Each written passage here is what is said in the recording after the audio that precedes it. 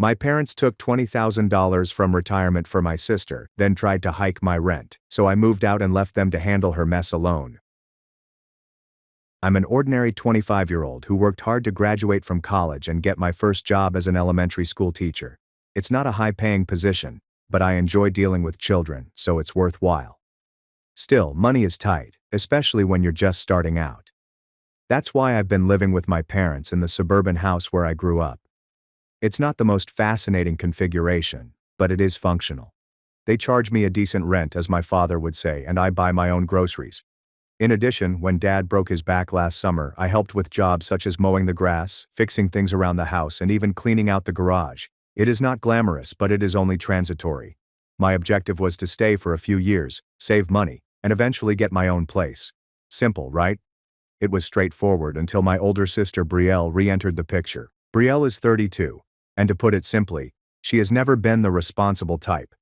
She was the best-behaved child growing up. I'm not sure if it was because she was the firstborn, or if our parents simply liked her, but she could do no wrong in their eyes. She dropped out of college twice. The first time she wasn't motivated. The second time she complained that the lecturers were overly demanding. She has never held a job for more than a few months. When things didn't go her way, she'd resign and make up an excuse about how it wasn't her fault. Our parents constantly helped her out. Are you late on your rent? They would pay for it.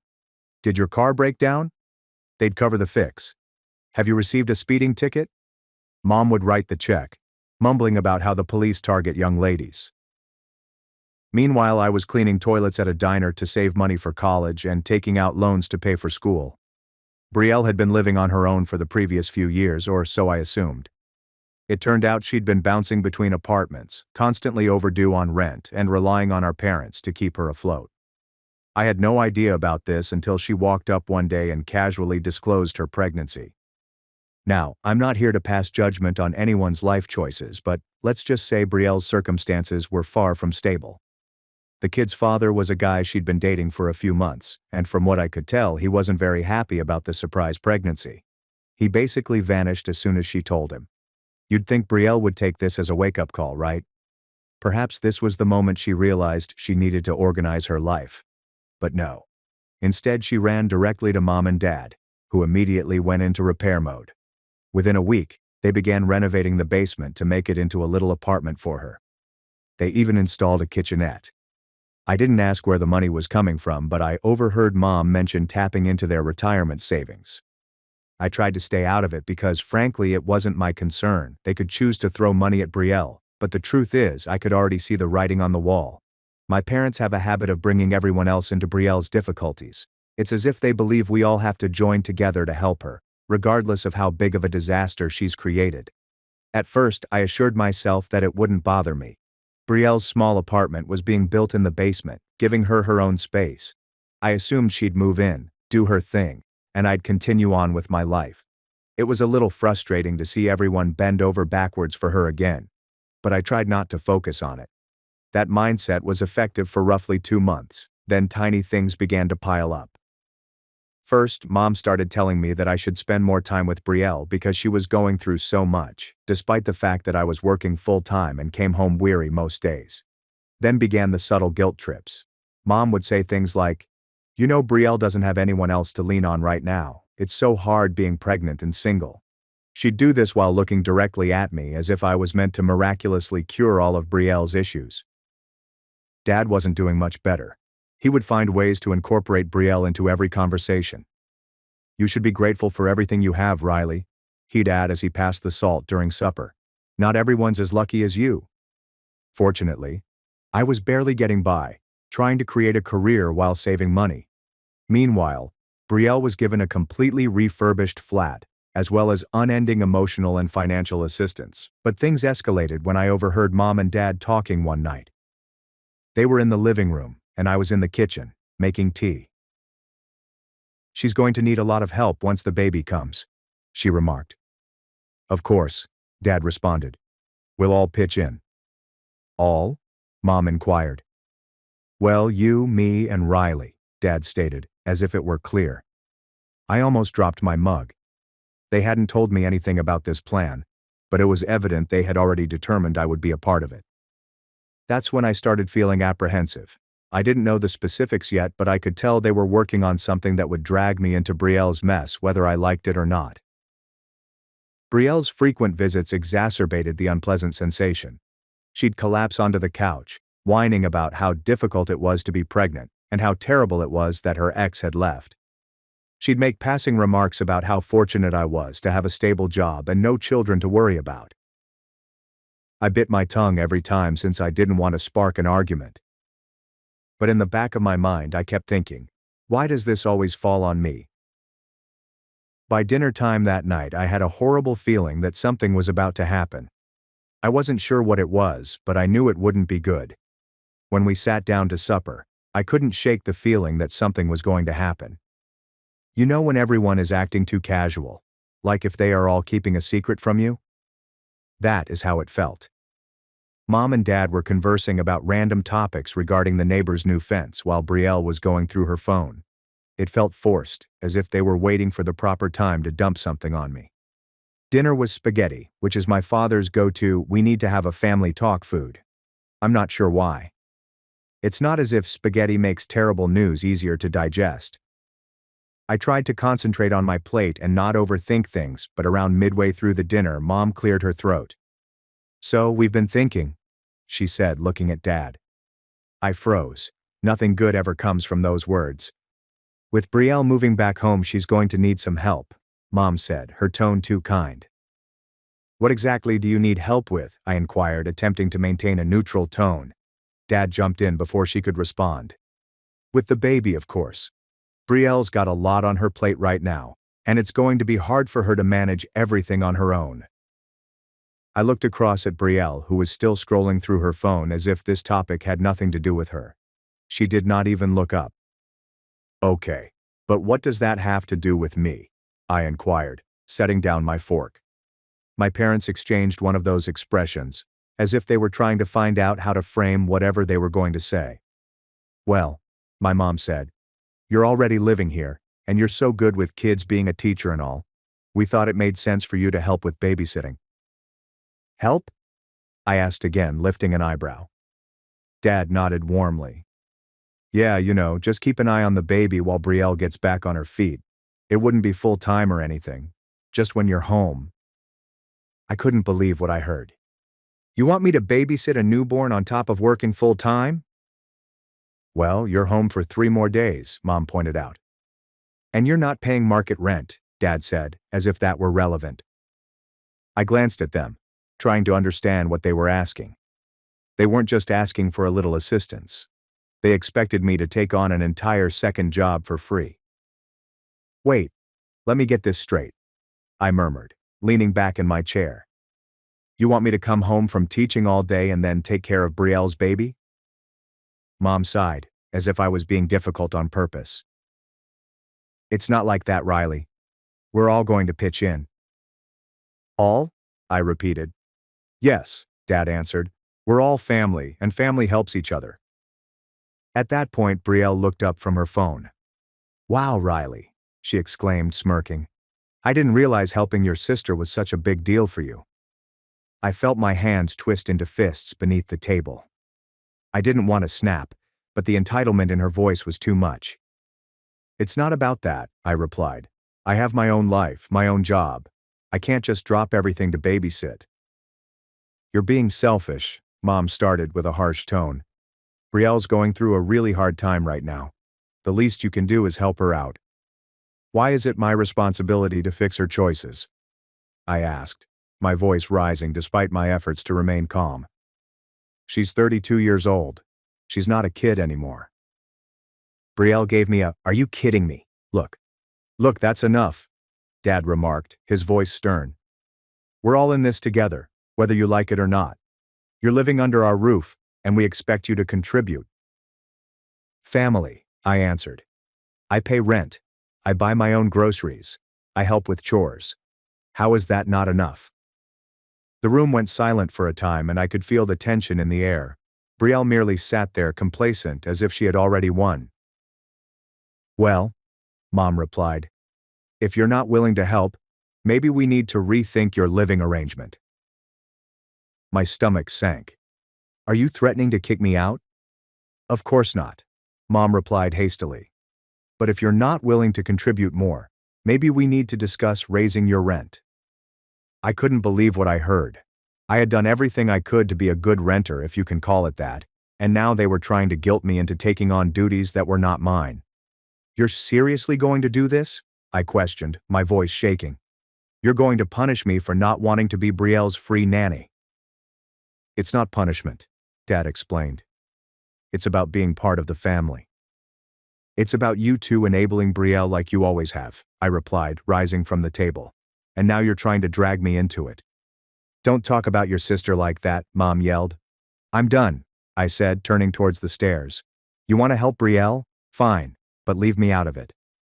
I raced upstairs and shut the door to my room, my heart thumping against my chest.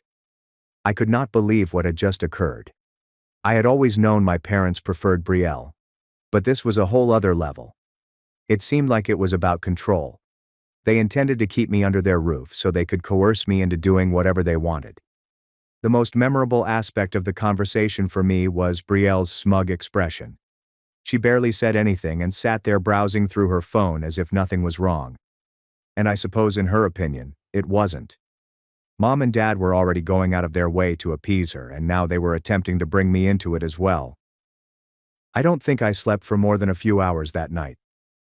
Every time I closed my eyes, I replayed the conversation in my thoughts, remembering everything I should have said but didn't. I was still upset when my alarm went off the next morning, but I also felt trapped. I couldn't just leave. I considered packing up my belongings and getting my own home, but it wasn't that simple. I was only a few months into my teaching profession and still attempting to save money. Rent in the neighborhood was too expensive, and I couldn't afford to live alone on my wage. The next few days were tense at home. Mom and Dad were definitely upset with me, but instead of discussing it, they started making passive-aggressive comments. Must be nice to have so much free time after work, Mom commented one evening as I stepped through the door. Yeah, some people don't have that luxury, Dad explained, barely glancing up from his newspaper. I ignored them and walked directly to my room. At this time, I was not interested in disputing. I knew that anything I said would only make matters worse, and I didn't have the energy to deal with it. Brielle, meantime, was living her best life. She hadn't even moved in yet she was there virtually every day, filling the living room with her belongings and acting as if she already owned the home. She'd leave her shoes on the couch, her handbag on the dining table, and odd shopping bags strewn about like it was no great deal. I got home one night to find her on the couch, eating ice cream and watching a reality show. She didn't even recognize me when I entered. She looked up, gave me a half-hearted hey, and returned to her TV. I stood there for a second, hoping for her to say something else, either an apology or simply a thank you for not freaking out about the situation. But nothing. I walked to the kitchen, opened the fridge, and discovered that half of my groceries were missing. What about the bread I bought? Gone. What about yogurt? Gone. Even my leftovers from the night before were gone. Did you eat my food? I questioned, returning to the living room. Brielle did not even look up. Mom said I could, she said between bites of ice cream. She's not the one who paid for it, I snapped. Brielle eventually turned to face me and rolled her eyes. Chill out, Riley, it's just food. It's my food, I replied, my voice rising. If you want groceries, go buy your own. Geez, you don't have to be such a drama queen, Brielle replied, placing her bowl on the coffee table. You're acting like I stole your car or something. I did not know what to say. I just stood there angry while Brielle grabbed her phone and began messaging someone, completely ignoring me again. I wanted to yell at her for being entitled and selfish, but I knew it wouldn't make a difference. Brielle had spent her entire life getting away with this kind of conduct because Mom and Dad allowed it, and now they were attempting to make me part of the problem. The next morning, Mom cornered me in the kitchen as I was preparing coffee. You need to apologize to your sister, she replied sternly. For what? I inquired, honestly perplexed. For making her feel unwelcome, Mom stated, crossing her arms. She's going through so much right now, and the last thing she needs is you being difficult. Are you serious? I asked, turning to face her. She ate all my food and acted like it was no big deal. How is that my fault? Mom sighed as if I were the one acting unreasonable. It's just food, Riley. You can always buy more. That's not the point, I responded, attempting to keep my voice steady. The point is that she doesn't respect anyone's boundaries and you're letting her get away with it.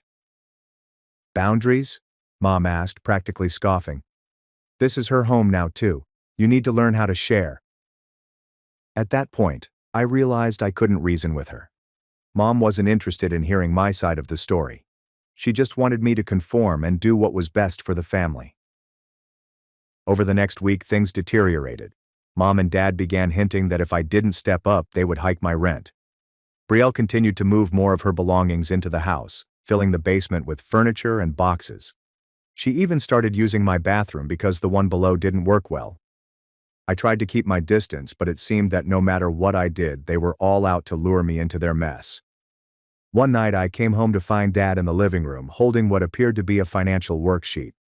We need to talk, he continued, motioning for me to sit down. I hesitated, but eventually sat on the edge of the couch, bracing myself for what would come next. We've been looking at the numbers, Dad said, tapping the paper with his pen. And with Brielle moving in, expenses are going up. We think it's only fair for you to contribute more. You're already charging me rent, I responded. How much more do you want? Dad shrugged. We're still figuring that out. But if you're not willing to help with the baby, this seems like the best solution. I couldn't believe what I heard. They were literally attempting to use my rent as leverage to get me to babysit.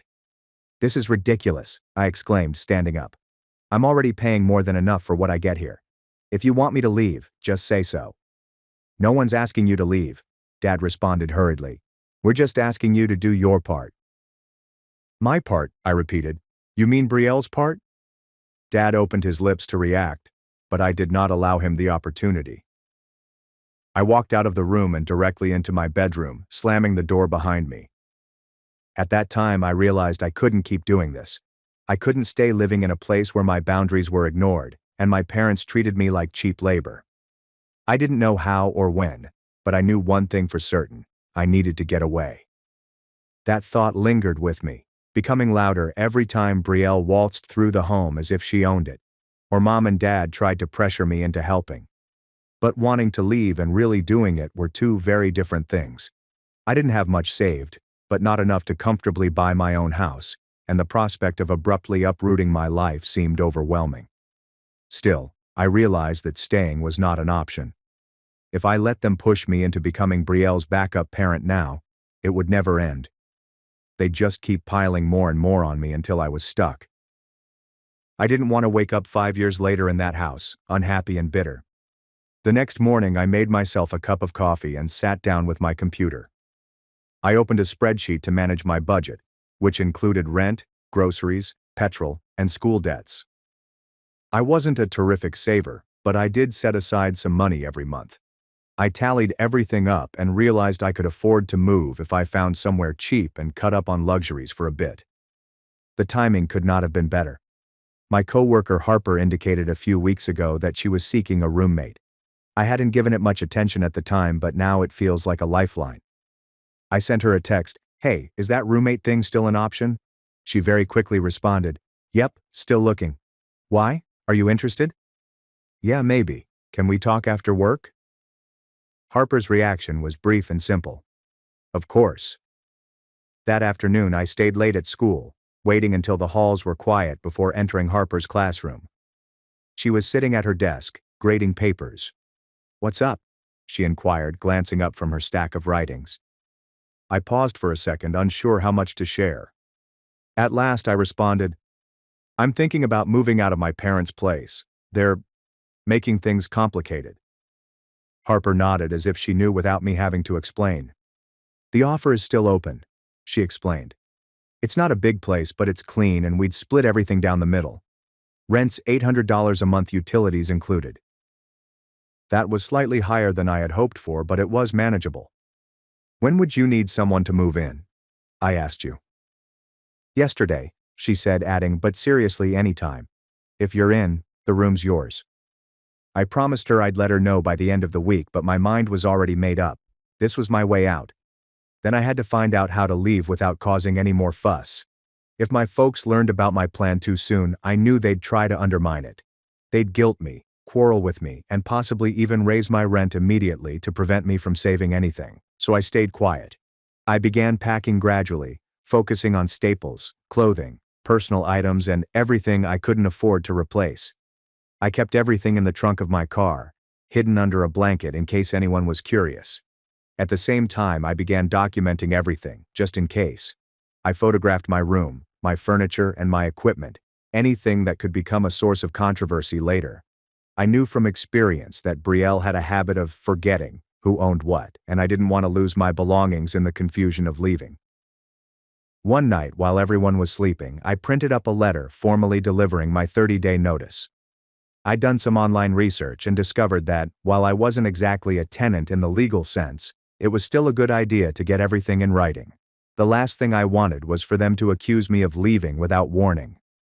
I didn't get much sleep that night, continuously checking the clock and listening for any sounds that could indicate someone was awake. Finally, at 6 a.m., I slipped the envelope under the door to my parents' bedroom. The reaction was quick. When I arrived home from work that day, Mom and Dad were waiting for me in the living room. "What's this?" Dad questioned, holding up the letter as if it were a personal attack. "It's my notice," I said in a firm voice. "You're really doing this?" Mom inquired, her voice already trembling. "Yes," I replied forcefully. "I found a place and I'll be moving out by the end of the month." "You can't just leave," Mom explained. "What about Brielle? What about the baby?" I took a deep breath and tried to remain cool. Brielle and the baby aren't my responsibility. I've done everything I can to help around here, but I can't keep living like this. "What's wrong with you?" Dad asked, his voice rising. "You weren't stubborn like this before. We've given you so much letting you live here, helping you get on your feet, and this is how you repay us." I clenched my fists and held back the temptation to roar. "I pay rent," I responded with gritted teeth. "I buy my own food. I've been responsible for myself since the day I graduated. I'm not a kid anymore, and I'm not your backup plan for Brielle." Mom began crying, which did not surprise me. She would always cry when things didn't go her way. "How can you do this to us?" she cried. "To your sister?" I did not say anything. I realized there was no point. They wouldn't listen, and I was not going to change my views. The days that followed were among the most embarrassing of my life. Mom and Dad hardly spoke to me except for the occasional guilt trip.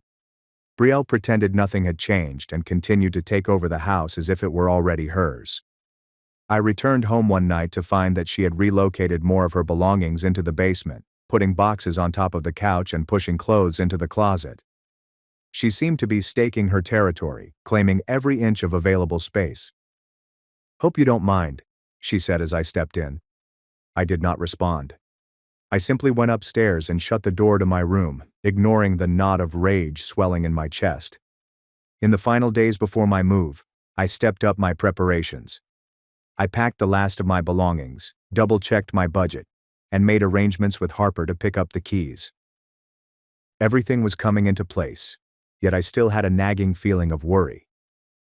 The worst thing was the morning I officially moved out. I'd arranged for Harper to stop by with her car, and we'd pick up the remaining of my belongings before traveling to her place. I thought I'd planned it precisely so that Brielle would still be asleep and Mom and Dad would be too preoccupied with their morning chores to notice me. Of course, nothing ever goes as easily in my family. I was halfway through moving boxes to my car when I heard my father's slippers shuffling down the hallway. He emerged at the top of the stairs. "What are you doing?" he demanded.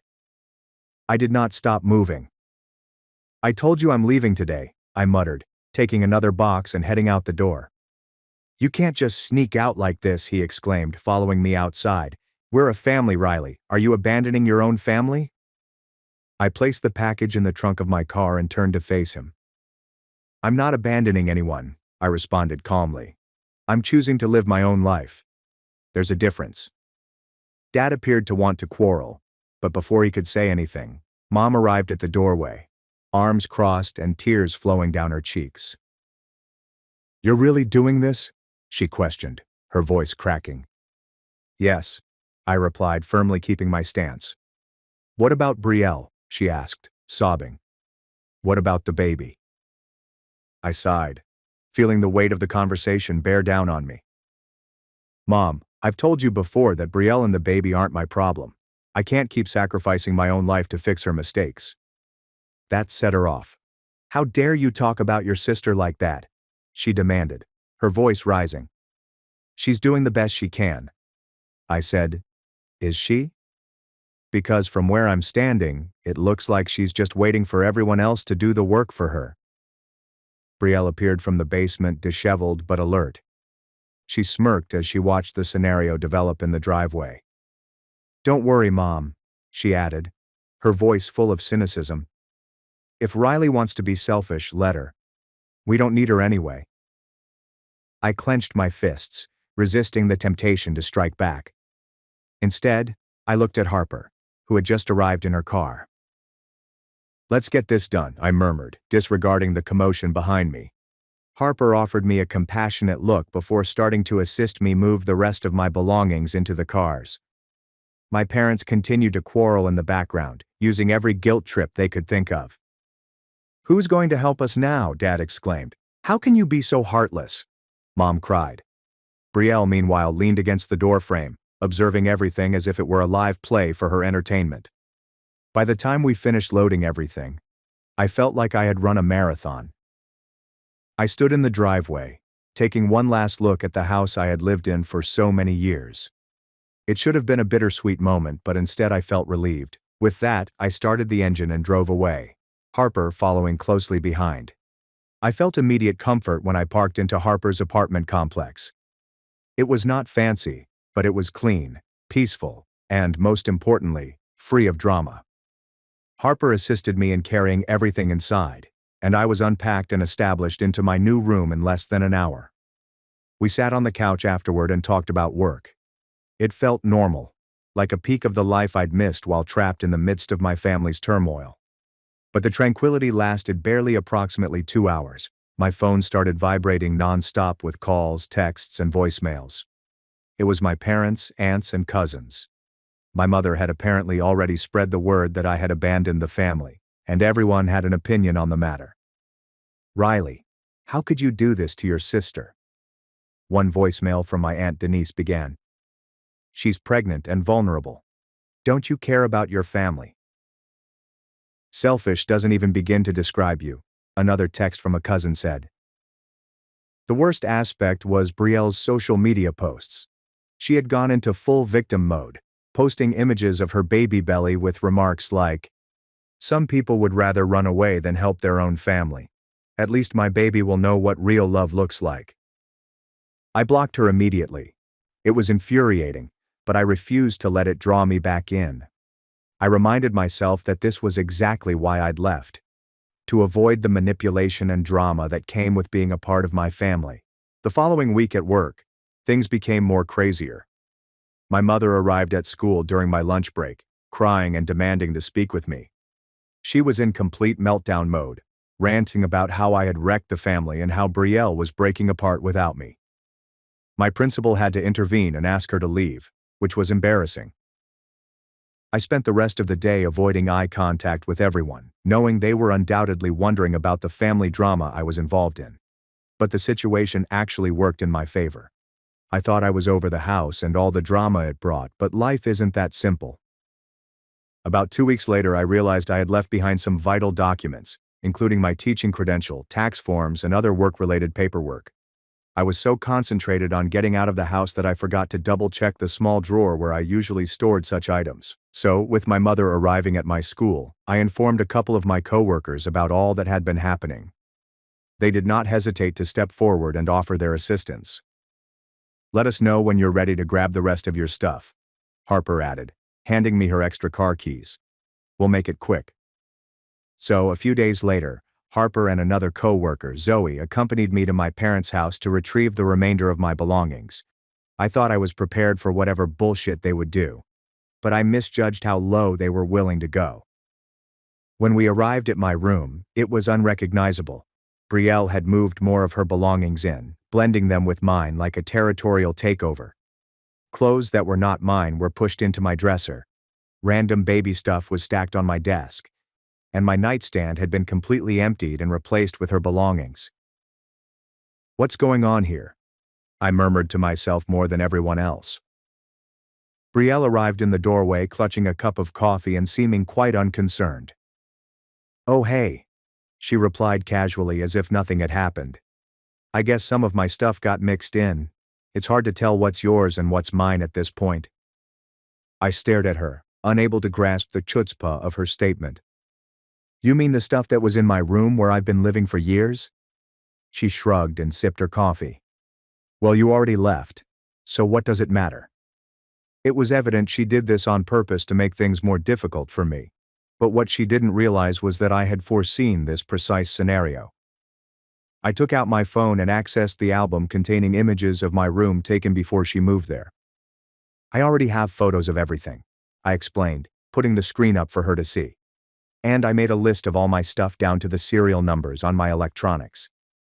Brielle's face twisted in irritation, but before she could answer, Mom and Dad appeared.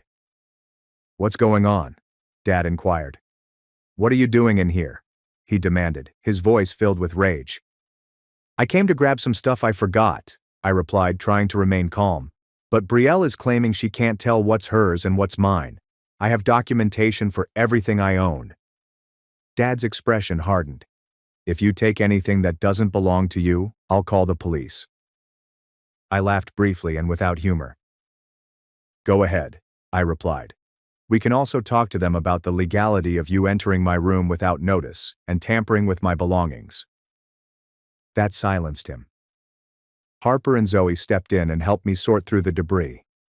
Brielle attempted to fight when I picked up my laptop, saying it was hers, but all I had to do was provide the purchase documentation and a snapshot of the serial number. The more she realized her plan wouldn't work, the angrier she became.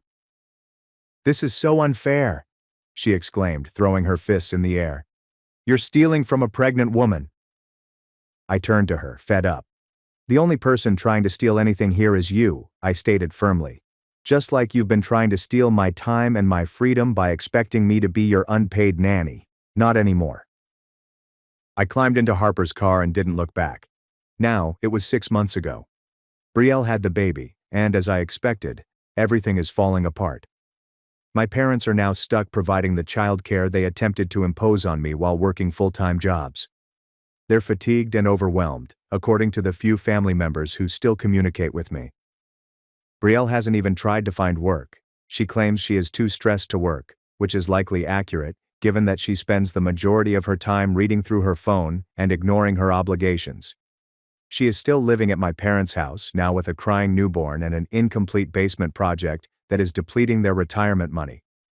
I've heard that they've made multiple attempts to reach me after my departure. First, I received a nasty SMS about being ungrateful. When that failed, they resorted to guilt trips about how much the baby needed me. The latest technique has been to send images of my niece with messages like, "Don't you want to meet your only niece?" and "She needs her aunt in her life." I've blocked them all on social media and set up email filters to prevent receiving their communications. A few family members who understand my situation have kept me updated, but I've made it clear that I'm not interested in mending connections unless my parents and Brielle admit their actions and make genuine adjustments. Ironically, if they had simply respected my limits and asked for occasional babysitting assistance like normal people, I would have likely obliged.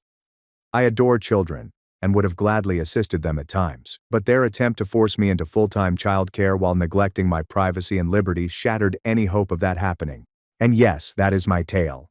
What I learned from all of this is that sometimes the healthiest thing you can do for your family is to cease enabling their harmful conduct.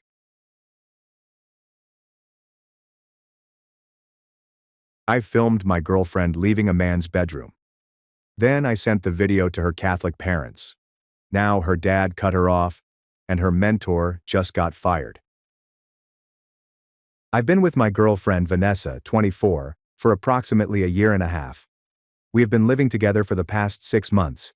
Overall, things have been going well, but something has been nagging me lately, and I'm not sure if I'm being rational or paranoid. Vanessa works as a junior analyst at a consulting firm. About 2 months ago, she began discussing a coworker named Derek, 28 male, who evidently attended the same graduate program as her just a few years before. Vanessa says Derek has been quite helpful in explaining some of the more sophisticated client work and has offered to assist her study for an upcoming certification exam that could lead to a promotion. At first, I thought this was fantastic. Vanessa has been working extremely hard and deserves the promotion. The difficulty is that these study sessions are always held at Derek's flat and typically begin around 7 or 8 p.m., while Vanessa does not return home until 1 to 3 a.m. When I inquired why they couldn't study at our house or at the office, Vanessa said Derek's apartment was more convenient because he had all of the reference materials there and it was calmer than the office. This is what has been bothering me. Vanessa turns her phone off or does not respond when I text her during these sessions. She thinks it's because they're so focused, but she's generally quite quick to respond. When she gets home, she typically smells like alcohol. When I ask about it, she says Derek occasionally offers her a glass of wine to help her relax while studying, but she's never been a big drinker before. These sessions occur 2 to 3 times each week and have been going on for roughly 6 weeks.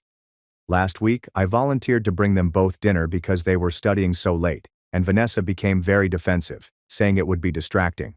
When I try to express my discomfort with the scenario, Vanessa accuses me of not trusting her and calling me insecure. What truly disturbs me is that Vanessa has lots of other coworkers she could study with, including several women in her department who are also pursuing the same certification. When I mentioned it, she remarked, "Derek is the only one who's already passed the exam and knows the material well enough to help." Last night was the last straw. Vanessa left for her study session at 7 p.m. I texted her at 10 p.m. I asked when she would be home and received no response. Called at 11:30 p.m. Straight to voicemail. She finally arrived home at 2:45 a.m., plainly drunk, and when I voiced concern, she accused me of being controlling and possessive. This morning I informed her that I am not comfortable with these late-night study sessions at Derek's apartment and asked if we might find another arrangement. Vanessa shouted at me, screaming, "I don't trust her. Derek is only boosting her career, and I'm undermining her success because I'm insecure." I want to be clear. I'm not attempting to control who Vanessa spends her time with or prevent her from furthering her profession, but arriving home after 2 a.m., it doesn't seem normal to me to smell like booze after regular study sessions with a male coworker while being unreachable by phone. I don't feel like I'm asking for much when I desire improved communication or a different study setup. Vanessa is now giving me the silent treatment, texting her sister that I am toxic and dominating. Her sister called me an asshole and told me to trust Vanessa or break up with her. So, am I a jerk for asking my girlfriend to quit her late-night study sessions at her coworker's apartment? Am I being unreasonable, or are my concerns justified? Edit. Thank you for your replies so far. Several people have asked for more information. Vanessa and I have a typically positive relationship, and this is the first serious disagreement we've had. I have no history of being jealous or controlling. The certification exam is still 3 months away. Despite Vanessa's continual mention of Derek, she has yet to introduce me to him. When I suggested meeting him, Vanessa stated it would be tough to combine business and personal life. Comment 1 NTA. Dude, I have been married for 12 years, and I can tell you that study sessions last till 2 a.m. There are no study sessions when wine is involved. The fact that she refuses to answer her phone and becomes defensive when asked fair questions is a major red flag. You are not being dominated by setting boundaries around your girlfriend's personal late-night hours with another man while drunk and unreachable. OP's reply. Thanks for this. I've been second-guessing myself because Vanessa is usually pretty reasonable and her reaction was so strong. It helps to hear that my concerns aren't completely off base. Comment dude, trust your instincts, guy. I overlooked similar red signs early in my first marriage and later regretted it. If she is truly concerned about your sentiments, she should be willing to make a compromise on the venue or schedule. Comment 3 I work in consultancy. There is no reason why these study sessions should take place in his residence till 2 a.m. Most certification preparation may be completed during normal business hours, and if they are truly studying, they should be sober and focused. The fact that alcohol is used frequently tells you everything you need to know. Also, any decent coworker assisting someone with their studies would be understanding of including the spouse or meeting in neutral settings. OP's reply. That's a very helpful context. Vanessa made it seem like this was common in your field, but it never felt right to me. Comment Quattro, NTA. The biggest red flag is that the phone is turned off. Here's why. What if there is an emergency? What if something happens to you? No study session is significant enough to be fully unavailable for 6+ hours at a time. OP's reply, this is exactly what I tried to tell her. What if her parents needed to contact her or something happened to me? She simply replied I was being exaggerated. Comment 5. I'm a woman who works in consulting and has obtained equivalent certifications. I've never had to study in a male colleague's place till 2 a.m. with booze involved. There are study groups, online tools, review classes, and numerous other possibilities. She is making decisions without following appropriate procedures. OP's reply. Thank you for this perspective. It's good to hear from someone who actually works in the field and has gone through this process. Comment 6, Info. Have you met Derek? Has Vanessa volunteered to introduce you? Does she discuss these study sessions freely, or does she appear secretive? OP's reply, I have not met Derek. Vanessa objected to combining job and personal life. She talks a lot about him, but it gets awkward when I ask specific questions about what they studied or discussed. Usually merely mentions work stuff before changing the subject. Comment 7, YTA. You are insecure and controlling. Vanessa is an adult who can make her own choices regarding her career and friendships. If you don't trust her, don't be in a relationship with her. This post smacks of toxic masculinity. OP's reply, I respectfully disagree. I trust Vanessa in general, which is why this circumstance confuses me. I'm not trying to restrict her profession or friendships, but I believe it is appropriate to set boundaries for personal late-night events involving drink. Update. After reading your remarks, I decided to attempt and have a calm, honest chat with Vanessa. I waited till she was in a good mood yesterday evening and approached the situation as delicately as possible. I explained that I had been thinking about our dispute and wanted to better understand her point of view. Vanessa appeared agreeable at first. I asked her to explain why these study sessions had to be held at Derek's flat and why they couldn't meet during normal hours or in public areas. Her reasoning was essentially the same as before. Derek has all of the resources, his flat is peaceful, and they can focus better in the evening. When I inquired about the drinking, she revealed that they normally have a bottle of wine during their meetings, but argued that it helps her relax and remember things better. When I told her this bothered me because it appeared more social than academic, she became defensive, saying I was reading too much into it. When I inquired whether I may meet Derek, the conversation went downhill quickly.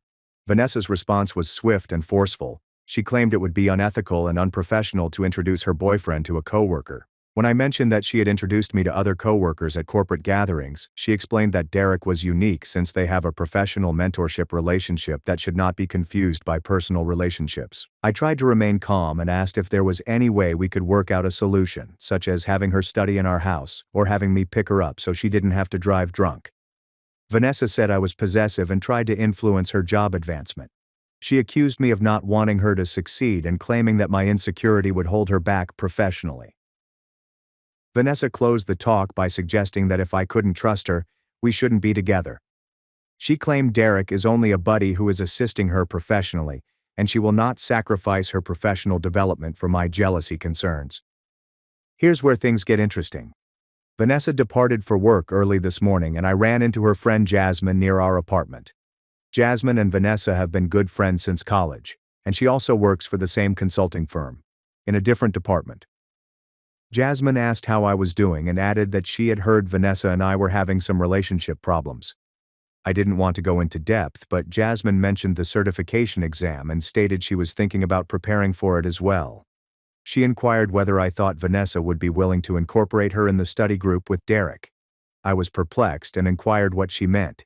Jasmine responded, "You know, the study sessions they've been having. I've been wanting to join but wasn't sure if they'd want another person." I realized Jasmine had no idea these sessions were taking place in Derek's flat or that it was just the two of them. When I mentioned this, Jasmine appeared surprised. She explained that she had assumed there was just one thing, which is why she had not been invited. This led to a longer chat during which I learned several alarming facts. Jasmine and 2 other female colleagues are studying for the same qualification. Despite Derek's reputation as an expert, none of them have been invited to study with him. Jasmine had asked Vanessa a few weeks earlier if she wanted to start a study group, but Vanessa declined, stating she had it covered. According to Jasmine, Derek is not the only senior colleague who has passed this qualification and is willing to assist. Jasmine seemed genuinely worried when I explained the scenario. She found it strange that Vanessa would not want to study with others if she was serious about passing the exam, because group study is normally more productive. After speaking with Jasmine, I'm even more persuaded that something wrong is happening. If these were truly merely study sessions, why wouldn't Vanessa include her co-workers who are studying for the same exam? When Vanessa arrived home tonight, I decided to ask her about it. I said that I had run across Jasmine and discovered that she and others were also preparing for the certification.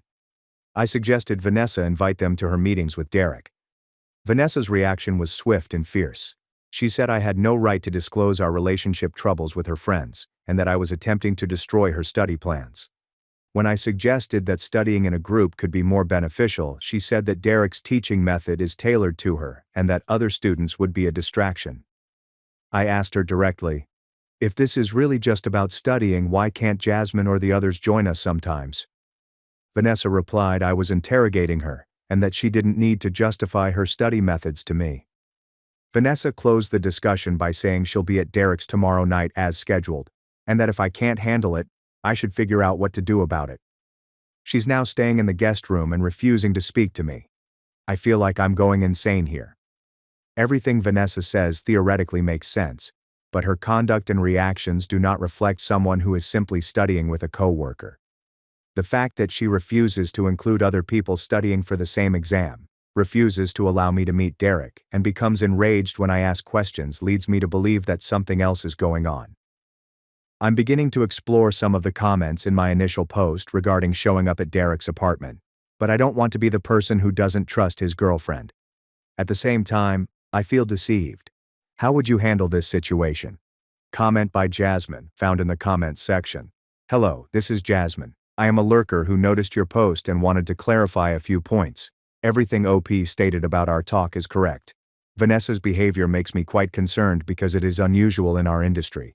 Several of us have wondered why she wouldn't want study partners when we're all working toward the same goal. The fact that she keeps this so distinct from her other friendships is a major red flag. OP, you are not crazy. OP's reply. Holy crap, Jasmine. I can't believe you found this and decided to comment. Thank you for backing me up. I feel like I'm losing my mind. Comment dude, go to Derek's apartment the next time she's there. You'll get your answer quickly. If they're genuinely studying, they'll sit at a table with books and notes. If they are not, well, then you'll know. OP's reply.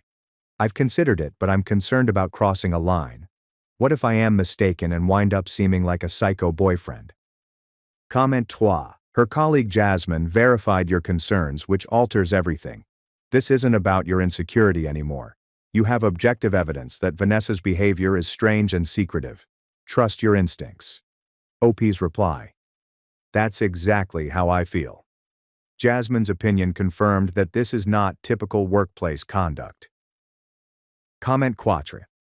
The fact that she is staying in the guest room and giving you the silent treatment for asking fair questions says it all.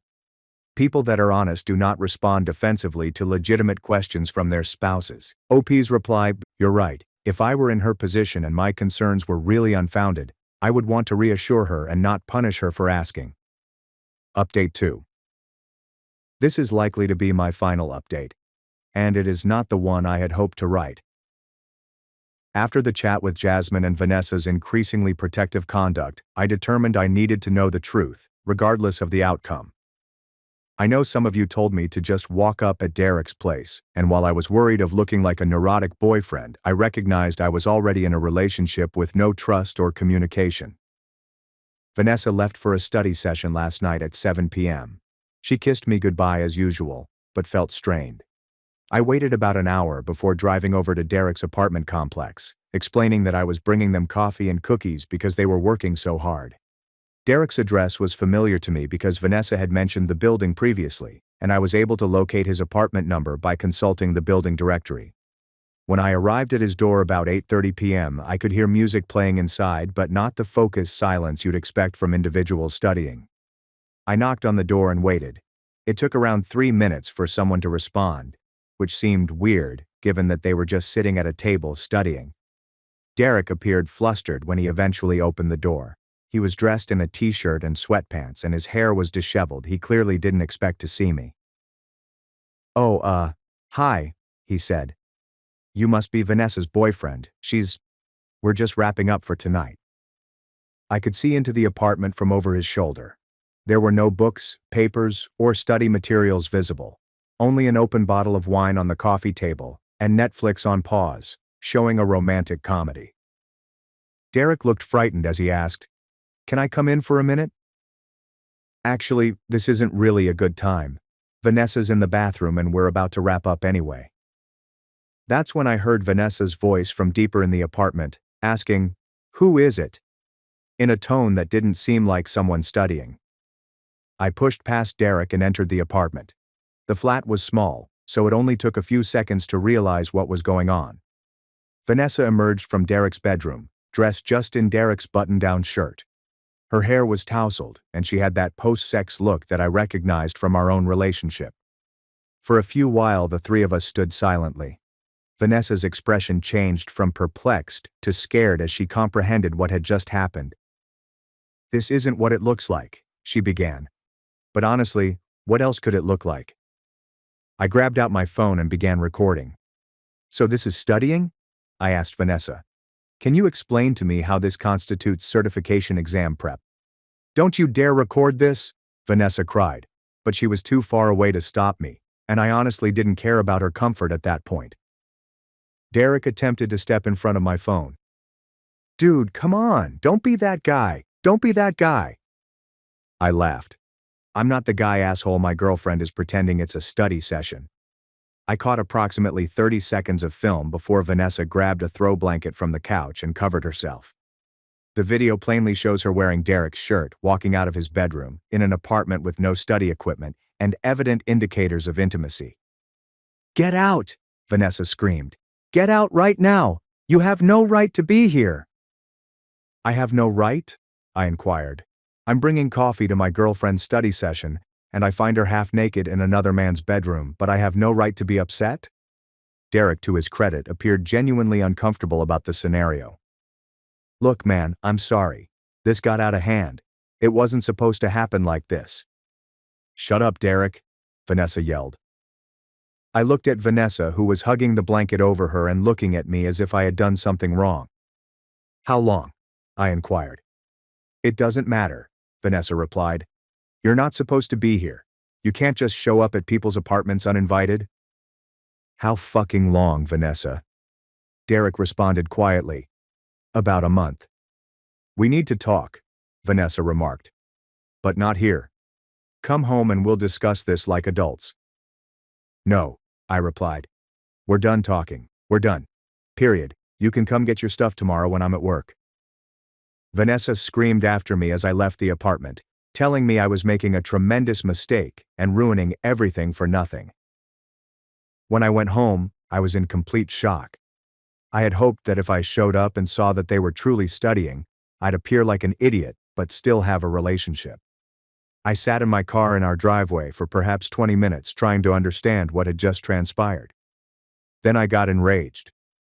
That's when I made a decision I'm not totally satisfied with. But I am not wholly sorry for either. Vanessa is from a highly religious family. Her parents are devout Catholics, and her 3 siblings are also highly active in their church. They are lovely individuals, but they have very traditional views about relationships and marriage. Vanessa has always been the good girl in the family, and her parents adore her. I shared the video with her parents and all 3 of her siblings. I included a statement claiming that Vanessa had been lying to me for months about studying with a co-worker, and when I went to check on her, I saw them together in his bedroom. I expressed my grief and disappointment, and I believed they should be aware that the relationship they had been supporting was founded on lies. Within an hour, my phone blew up. Vanessa's mother contacted me crying and asked whether the video was real. Then her father called, outraged, and demanded to know what type of man I was for publicly humiliating his daughter. Then Vanessa's siblings began calling. Finally, Vanessa called me, completely frantic. "How could you do this to me?" she yelled. "You've ruined my relationship with my family. My parents are devastated. My dad is talking about cutting me off financially." "You ruined your relationship with your family when you decided to cheat," I told you. "I just made sure they knew the truth." "This is revenge. This is cruel and vindictive, and you're trying to destroy my life." "Vanessa, you destroyed our life when you started fucking Derek a month ago. You destroyed it when you lied to my face every day for weeks. You destroyed it when you made me think I was crazy for having normal concerns about my girlfriend's behavior." "I made a mistake. People make mistakes. This doesn't mean our whole relationship should be over." "A mistake is forgetting to take out the trash or double booking dinner plans.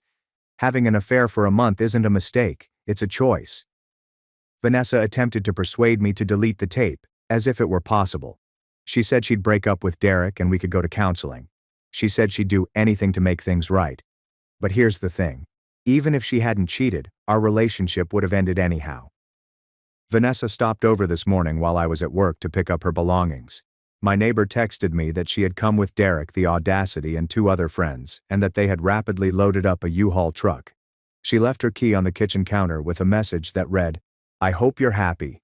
You've ruined my family relationships and humiliated me in the worst way conceivable. What you did was worse than anything I did. I hope it was worthwhile." Honestly, it was worthwhile. Jasmine texted me this morning, saying she was proud of me for sticking up for myself and that other people at Vanessa's workplace were aware of what had occurred. Derek is apparently married, which I had no idea about, but she discovered the affair, so there were more consequences than I had anticipated. But honestly, if you're going to have an affair, you have no control over how far the consequences go. Thank you to everyone who has commented on my past posts. Your encouragement and insights made me realize that I wasn't being unreasonable, and it gave me the strength to follow my intuition. Edit. Many people want to know if Derek is married. I learned about this from Jasmine after everything had happened. Apparently, it is not widely known at their job that he is married, because his wife works in another city, but a few people are aware. When his wife found out, she called Vanessa's company, and the situation became workplace talk. I don't feel sorry for him. If you're going to cheat on your wife, don't be surprised if it destroys your life. Edit 2. Some argue that I was wrong to include Vanessa's family. I appreciate the point of view, but I'd like to clarify something. Vanessa's parents have been financially supporting her since she began her employment because the entry-level consulting wage in our city is insufficient to cover her expenses. They have been paying a portion of her rent, car payment, and student debts. They had a right to know that their good girl daughter was having an affair, especially given how committed they are in her life and our relationship. They've invited me over to supper dozens of times and treated me like family. I believe that they deserve to know the truth about the person they were supporting. Comment 1. Holy shit, OP. I've been following this saga from the beginning, and while I wasn't expecting the family nuclear option, I can't say I blame you. The sheer audacity of Vanessa screaming at you for embarrassing her when you caught her literally naked in another man's bedroom is mind-blowing. NTA for any of this. OP's reply. I was aware that the family issue was contentious, but after being misled for weeks, I felt compelled to inform people of the reality. Jasmine. This is Jasmine again. The fallout at work has been tremendous. Derek is in major problems with HR because he is married and was having an affair with a subordinate who is theoretically senior to Vanessa. Vanessa has requested a transfer to another squad. Everything has been a mess. Comment to Jasmine, could you confirm whether Derek was actually Vanessa's mentor or whether it was also part of the lie? Jasmine. He is not involved in certification preparation at all. He does not even have the credential that Vanessa was supposed to be studying for. The whole expert mentor stuff was total BS. Final OP comment. Thank you for following this trip and for your support. I wanted to provide one final update since many people have asked how I'm doing. It's been a week since everything went crazy, and I honestly feel better than I have in months. The incessant anxiousness and self-doubt have gone. I am sleeping better. I'm not walking on eggshells anymore. Vanessa is currently living with her older sister, and her relationship with her parents is still strained, according to Jasmine. Her father supposedly advised her that she needed to check her moral compass before they could restore normal interaction. I don't enjoy her family drama, but I don't regret my actions. Derek was dismissed yesterday. Apparently the affair, the misrepresentation of certification competence, and the fact that he was theoretically in charge of Vanessa made it an easy decision for HR. His wife is moving forward with the divorce. Thank you again to everyone who encouraged me to trust my intuition. You most likely saved me months or years in a lie-filled relationship. I'm going to walk away from Reddit for a while to focus on moving forward, but I'll report back in a few months on how things are going. Relax and trust your instincts. My husband left me in an Italian town after a fight, thinking I'd come back. But I didn't. Now he's the one trying to find me. Let's see how she gets back, Ethan jokes, slamming the car door in the evening air. Our rental car's taillights faded as they disappeared around the tight Italian street, leaving just dust and my husband's friends' laughter. I stood paralyzed, mouth wide mid-sentence. Our disagreement outside the modest cafe was rendered irrelevant by his unimaginable deed. He's coming back, I muttered, getting odd eyes from people eating dinner at sidewalk tables. This is just to scare me. The knot in my stomach intensified as minutes became hours. Darkness fell over the unknown town whose name I couldn't pronounce. I never envisioned Ethan drinking that much at lunch when I begged him not to. His friends, college buddies celebrating their yearly guys' reunion that I grudgingly joined, encouraged him. When I suggested returning to our hotel, Leo replied, "She's always controlling you, man." Ordering another round. Ethan followed me out, his words garbled but his wrath clear. Both sides' years of hatred erupted quickly, making the fight ugly. He hissed, "Your purse has your passport, right? Before getting behind the wheel. Then you'll figure it out. You're so smart, always telling me what to do." Complete night descended as reality set in. Suddenly, the lovely Italian town felt dangerous. Cash count, €80, $37. Too little for a trip home and a hotel night.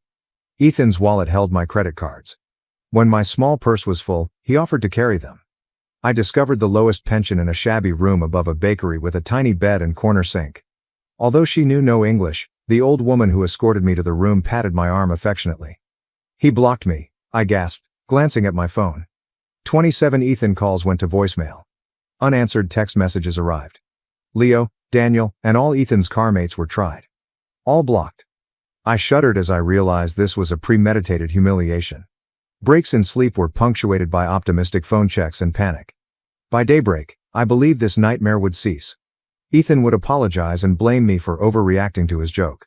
I'd be angry but relieved to return to our carefully crafted life in Boston, where he was a respected architect and I was his supporting wife who'd given up her design job to manage their home and social calendar. He didn't arrive. On the second day, I rationed my money and bought only a sandwich for lunch while touring the town's perimeter, checking every hotel and restaurant for our tour group. By dark, I learned they'd gone to Florence without me. On the third day, a friendly cafe proprietor saw me waiting outside and offered me free espresso and, in terrible English, directions to the police station. The officer looked unsurprised by my narrative, as if abandoned tourists were common, but his limited English and my non-existent Italian left me with a filed report and a sympathetic nod. The hardest decision of my life came that afternoon.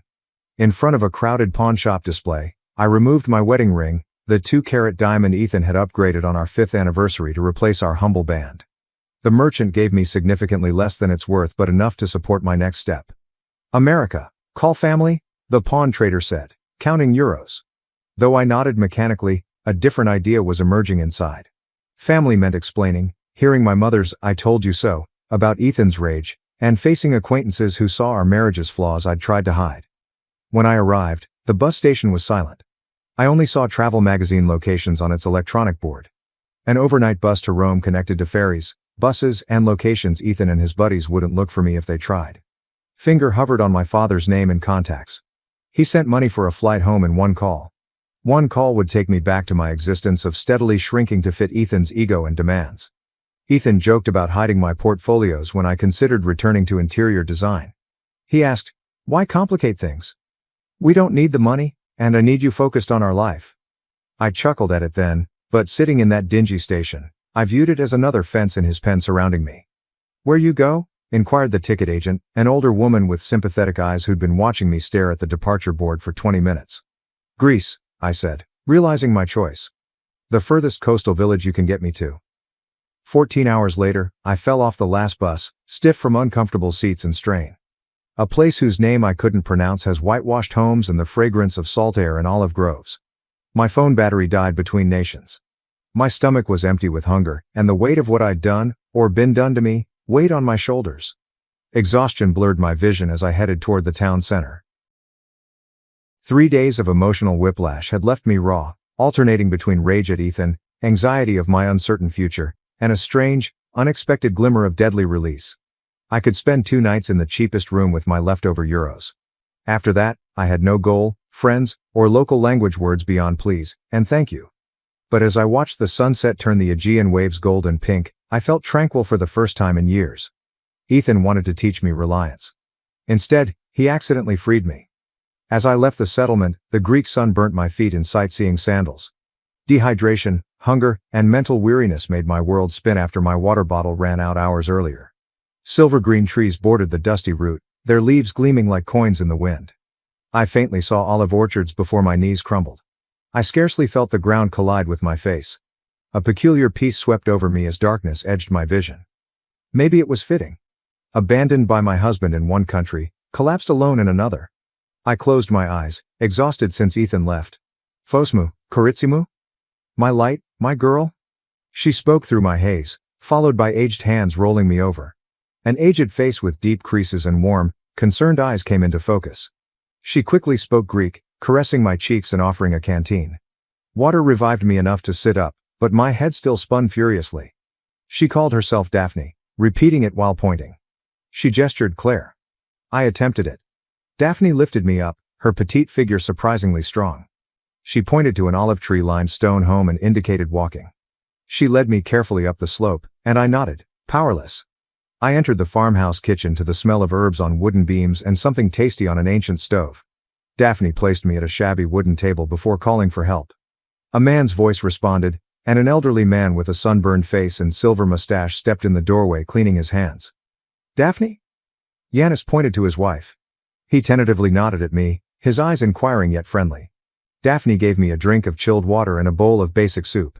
As the perfume reached my nose, my stomach growled, making Daphne smile. The evening was a mess of miscommunication. I used minimal words, hand gestures, and tears to describe my circumstance. Daphne nodded like she understood, but I knew she couldn't. Yanis was quiet but attentive, asking Daphne gesture-based questions. I took their spare room, a basic room with whitewashed walls and a tiny bed covered in a handmade quilt. I fell asleep, too fatigued to protest. Crowing roosters and fresh bread greeted morning. The foot of my bed had a basic cotton dress and cardigan that seemed decades old but just laundered. They were loose on me but a wonderful change from my trip suit. Daphne smiled at me and served strong coffee and delicious bread with olive oil and honey in the kitchen. I felt embarrassed after dawn cleared my head. I was fed and clothed by these strangers without inquiry.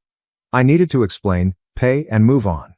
I expressed my thankfulness and want to return to the community using bad English and my phone's translation software, charged by Yanis adapter. Daphne's face dropped quickly. She vigorously shook her head, pointing outside to the rain on the windows and then to my still blistered feet. Stay, she said, using one of her few English words. Rest. I tried to depart several times over the next 3 days but was gently resisted. Daphne stopped me at the door with my purse and shoes, her sorrowful expression making me feel guilty. She held my hand and opened a little wooden box on the mantel to expose photos. Her fingers trembled as she pointed to a young woman with Daphne's eyes and Yanis' smile. Irini, she whispered, pointing far away. Australia. She cradled and held her hand at waist height, indicating a child, shedding tears. Grandbaby, she said in English, pointing to a recent baby photo. No, see? Then I understood. Daphne saw me as a replacement for her daughter. My heart broke for her loss, not manipulation. I nodded slowly and put my purse on the door hook. As I adjusted to their agricultural life, new rituals emerged daily. Daphne taught me how to pick chicken eggs without scaring them and hang laundry so the mountain air would catch it. Yanis patiently taught me to recognize vegetable garden weeds after I accidentally pulled out a herb. The labor was physical, unlike my meticulously groomed life in Boston, yet rewarding in ways I'd forgotten existed. My body objected at first, used to designer gyms and measured workouts. My hands got calluses and muscles I didn't realize ached each night. Each day, my pain subsided and my strength increased. Most crucially, farm chores and language lessons replaced my ongoing mental cycle of abandonment. Sitting on the modest porch while Daphne stitched and Yanis smoked his pipe at night, I found serenity. My betrayal still hurt, but here, among ancient olive trees and rural life, it felt like an unexpected chapter. Daphne sat with me shelling garden peas 2 weeks following my arrival. After thoughtfully studying my face, she asked slowly in her improving English, "Home? You want to go home?" She gestured like a plane and pointed at America. I was surprised by the question. Home. Our stylish Boston brownstone with designer furniture and matching decor came to mind. It also highlighted Ethan's controlling behavior, his helpful management of our finances that left me without independence, his subtle discouragement of my friendships, and his dismissal of my job goals. I cried as I spoke in a language Daphne couldn't comprehend but felt feelings that crossed the linguistic barrier. I told her about Ethan's betrayal, years of gently giving up parts of myself to make peace, and being abandoned like baggage in a distant country. As I spoke, Daphne's aged hand covered mine. She pointed to her heart, then the farm, then me once I finished. It was clear, I could stay if I wished. Work, I responded gently, imitating Yanis's olive tree care. I stay. I work. Daphne's smile burst like the Aegean daybreak. She nodded and squeezed my hand before returning to the peas, as if we'd decided on tomorrow's dinner rather than a life change. My olive-growing education began when I stayed. Next morning, Daphne woke me up with Irene's work attire and thick boots when stars still shone. I followed her and Yanis to the grove, where the first light of dawn barely revealed the ancient trees, half asleep. "Elias," Daphne replied, pointing to the fruit-laden branches. She delicately raked the branches with wooden rakes to release the olives onto nets below. My first attempt rained branches, leaves, and a few olives, prompting Yanis' meticulous correction. My city-soft hands had blisters by mid-morning, the sun shining overhead, and my shoulders burning from exertion. "Boston lady hands," Daphne mocked, scrutinizing my palms at lunch. She returned with a herbal, beeswax-scented salve from the house. The cooling relief was immediate as she put it on my raw flesh. "Tomorrow, better," she said. To her surprise, she was right. I improved my technique, strength, and hands every day. Within weeks, I could work with them for hours without complaining, proud of the fruit piles. Sorting was harder than harvesting. We carefully selected the olives by quality at a large table under a pergola, perfect for premium oil, slightly blemished for second grade, damaged for soap production. Daphne initially watched me closely and gently corrected my blunders. Her corrections decreased as my eye learned minor differences. "You learn fast," Yanis said one evening, improving his terrible English and my basic Greek. He gave me his highest compliment, and I felt warm. I learned beyond the groves in Daphne's kitchen, which originally intimidated me with its lack of modern amenities. My Boston cooking skills included following fancy magazine recipes for dinner gatherings that delighted Ethan's coworkers. Daphne's cuisine was based on years of experience and observation, not measuring cups or temps. "Watch," she'd say, kneading bread dough with practice. I tried to emulate her moves but failed miserably. My first outside stone oven loaves were deformed, underbaked, or burned. Daphne advised me to practice, breaking up my worst attempts to taste them. All learning is waste. I found her acceptance of imperfection revolutionary. In my past, mistakes were hidden, not stepping stones to mastery. The simplicity of their meals showed how processed my American diet was. Everything came from their land or surrounding farms. Sun-warmed veggies, morning eggs, and cheese from the goats down the road. The flavors were fresh and needed only olive oil, lemon, and Daphne's garden herbs. This diet and work altered my body. As lean muscle replaced fat, my luxury clothes loosened. Olive oil soap and sweat brightened my skin, once preserved by pricey creams. A stranger peered back at me in the small mirror over the bathroom sink. Tanner, stronger, and somehow more substantial despite weighing less. Daphne and I communicated beyond labor and food as my Greek vocabulary grew. Her black and white village childhood photos were displayed in her picture albums during evening breaks. I was surprised to learn she taught before joining her family's olive business after marriage. Imitating keyboard typing, she asked, "You?" She saw images of my interior design projects from before marriage on my phone, a career Ethan had disregarded as a hobby. Daphne pointed out her favorites and made admiring sounds as she studied them. She said, "Beautiful thinking," patting her temple. Her affirmation of my creative labor brought tears to my eyes, simple appreciation that Ethan had steadily withheld throughout our marriage. Daphne taught me to knit one rainy afternoon, patiently letting me drop stitches and make uneven rows. My first project was a lumpy, uneven scarf I fashioned by hand. I was more proud of it than the luxury cashmere Ethan gave me for Christmas. Next came a clay mug Yanis helped me make and a woven basket a neighbor taught me. Each thing had hours of study and connection, stories no luxury could. As I became less materialistic, my collection grew. Daphne and Yanis approached me one morning after 3 months of without pay except accommodation and board. They showed me the small amount of olive oil they crushed and packaged from our harvest in a small building. "Market day," Daphne said, pointing to the calendar. "You come." Locals and tourists explored the village market, where farmers and artists sold their items. Daphne and Yanis placed golden green oil, olive soap, and preserved olives on their plain table. They surprised me by placing me at the front of the table to talk to customers. My terrible Greek and their limited English caused confusion and hilarity, but sales increased throughout the day. Daphne gave me a euro envelope after the market closed. "Just, your part," she said.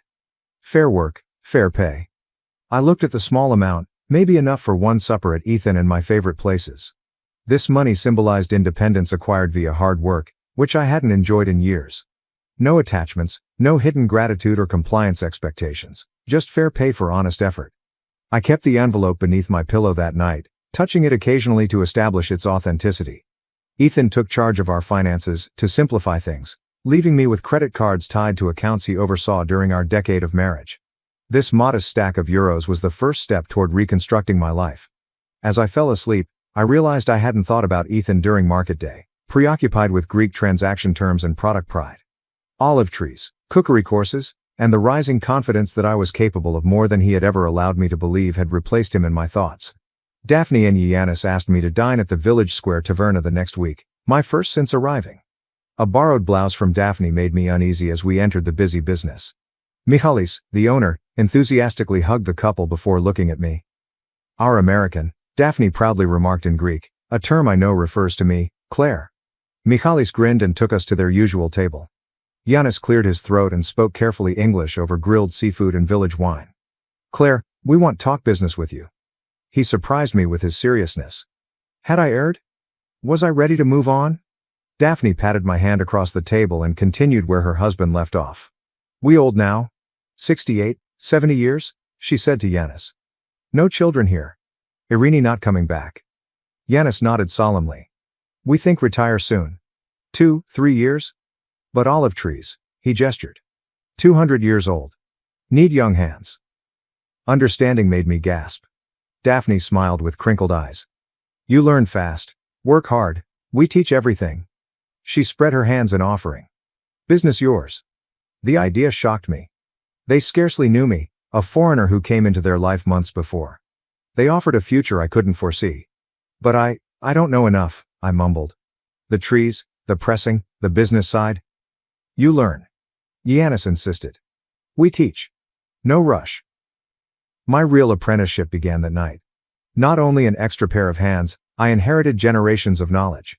Each morning, Yanis showed me how soil variances affected taste profiles, how to spot disease early, and when to harvest each region for best oil quality. Daphne taught me their business records, which included handwritten ledgers and basic computer spreadsheets their grandson had set up during a holiday visit years earlier. She tracked income and expenses in a useful but archaic way. I spent hours improving their systems to simplify inventory and sales monitoring.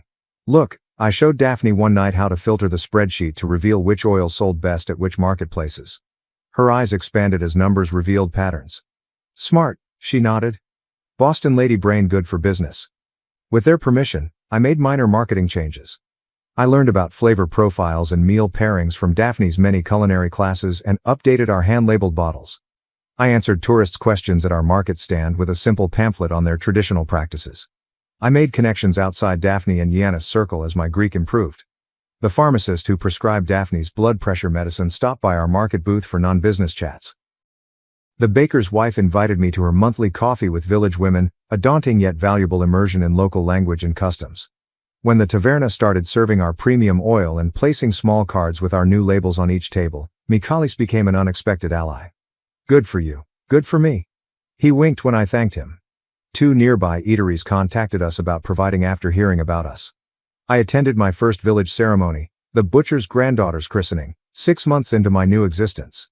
From the rear of the modest church, I watched the community ritual with a lump in my throat. The elderly priest recognized me and greeted me afterward, stopping his Athens seminary English. "You bring new life to Old Grove," he murmured, his rheumy eyes gleaming. "Good for Village. Young people leave for Athens, for America. Village needs new blood." His acceptance seemed to eliminate the last obstacle. After that, name day celebrations, beach parties, and village committee meetings concerning the summer festival were more frequent. Each incident added to my web of connections. Zoe, the weaver next to our weekly market stall, became a friend. Young widow, she had a sharp wit and pragmatic approach like my college friend. Our chats in my increasing Greek and her superb English covered business plans, village gossip, and personal observations. You never speak of America," she said quietly as we packed away our unsold products. "Family there? Friends?" Question stung me abruptly. I'd forgotten my former life since I was so concentrated on my new one. My parents died years ago. A few friends, but... I paused, recognizing Ethan had steadily removed me from my support network by continuously finding reasons why my college pals were difficult or work colleagues used me. Zoe nodded knowingly. "The husband who left you in Italy? You never say his name." "Ethan," I began, the word strange after months of stillness. "His name is Ethan." Her honesty was refreshing after months of Daphne and Yannis' subtle evasion. "I don't know," I said. "I haven't checked." My phone, I waved unclearly. I had turned it on sometimes to shoot shots but had abandoned my American email and social networks, afraid of what may be there. Zoe arched her eyebrow. "Perhaps time to look. Not for him. For you. To close the door properly." I remembered her words. After helping Daphne cook dinner, I charged my ancient phone and connected to the farmhouse's basic Wi-Fi in my room. I signed into my neglected email account with shaky fingers. The screen showed hundreds of unread messages. Several former pals sent me messages ranging from casual check-ins to serious queries. I felt shame as I withdrew from their lives without explanation, just as I had from Ethan's. I noticed a post from my former design mentor. Job opportunity, followed by urgent follow-ups. Opening it revealed she recommended me for a remote consulting employment with a sustainable building materials company. The final email, 2 weeks ago, said the post was still open if I was interested. Ethan Davis email with the subject line, "I know where you are." Froze my fingers before I could examine this unexpected bridge to my former existence. It arrived hours earlier, according to the timestamp. I opened it, heart racing. "Claire, it's taken months and a private investigator, but I finally tracked you to that backwater in Greece. This has gone on long enough. I'm coming to bring you home and end this ridiculous tantrum. My flight lands in Athens on Thursday. Be ready." 3 days from now? The room whirled as panic and wrath crashed in my chest. How dare he? After months without speaking, he expected to find me like lost luggage. As I stumbled downstairs, I held my phone. Daphne looked up from the account ledger on the kitchen table, her smile dimming as she saw my reaction. "Bad news from America," she whispered. "Ethan," I did. "He's coming here. Thursday." Daphne narrowed her gaze. She slipped an envelope across the table toward me from under the ledger. Good timing then? Was waiting for right moment. Greek-English legal documents carrying my name and Daphne and Yannis were inside. "Partnership agreement," Daphne said. "1/3 business yours now, not future now." I stared at the document, tears in my eyes, recognizing its meaning. Genuine collaboration, not simply job or apprenticeship. Room to stay, basis to build on. Not charity, but honor. "You choose what happens Thursday," Daphne replied firmly, striking the papers. "You have home here, business here, friends here." She pointed at my phone.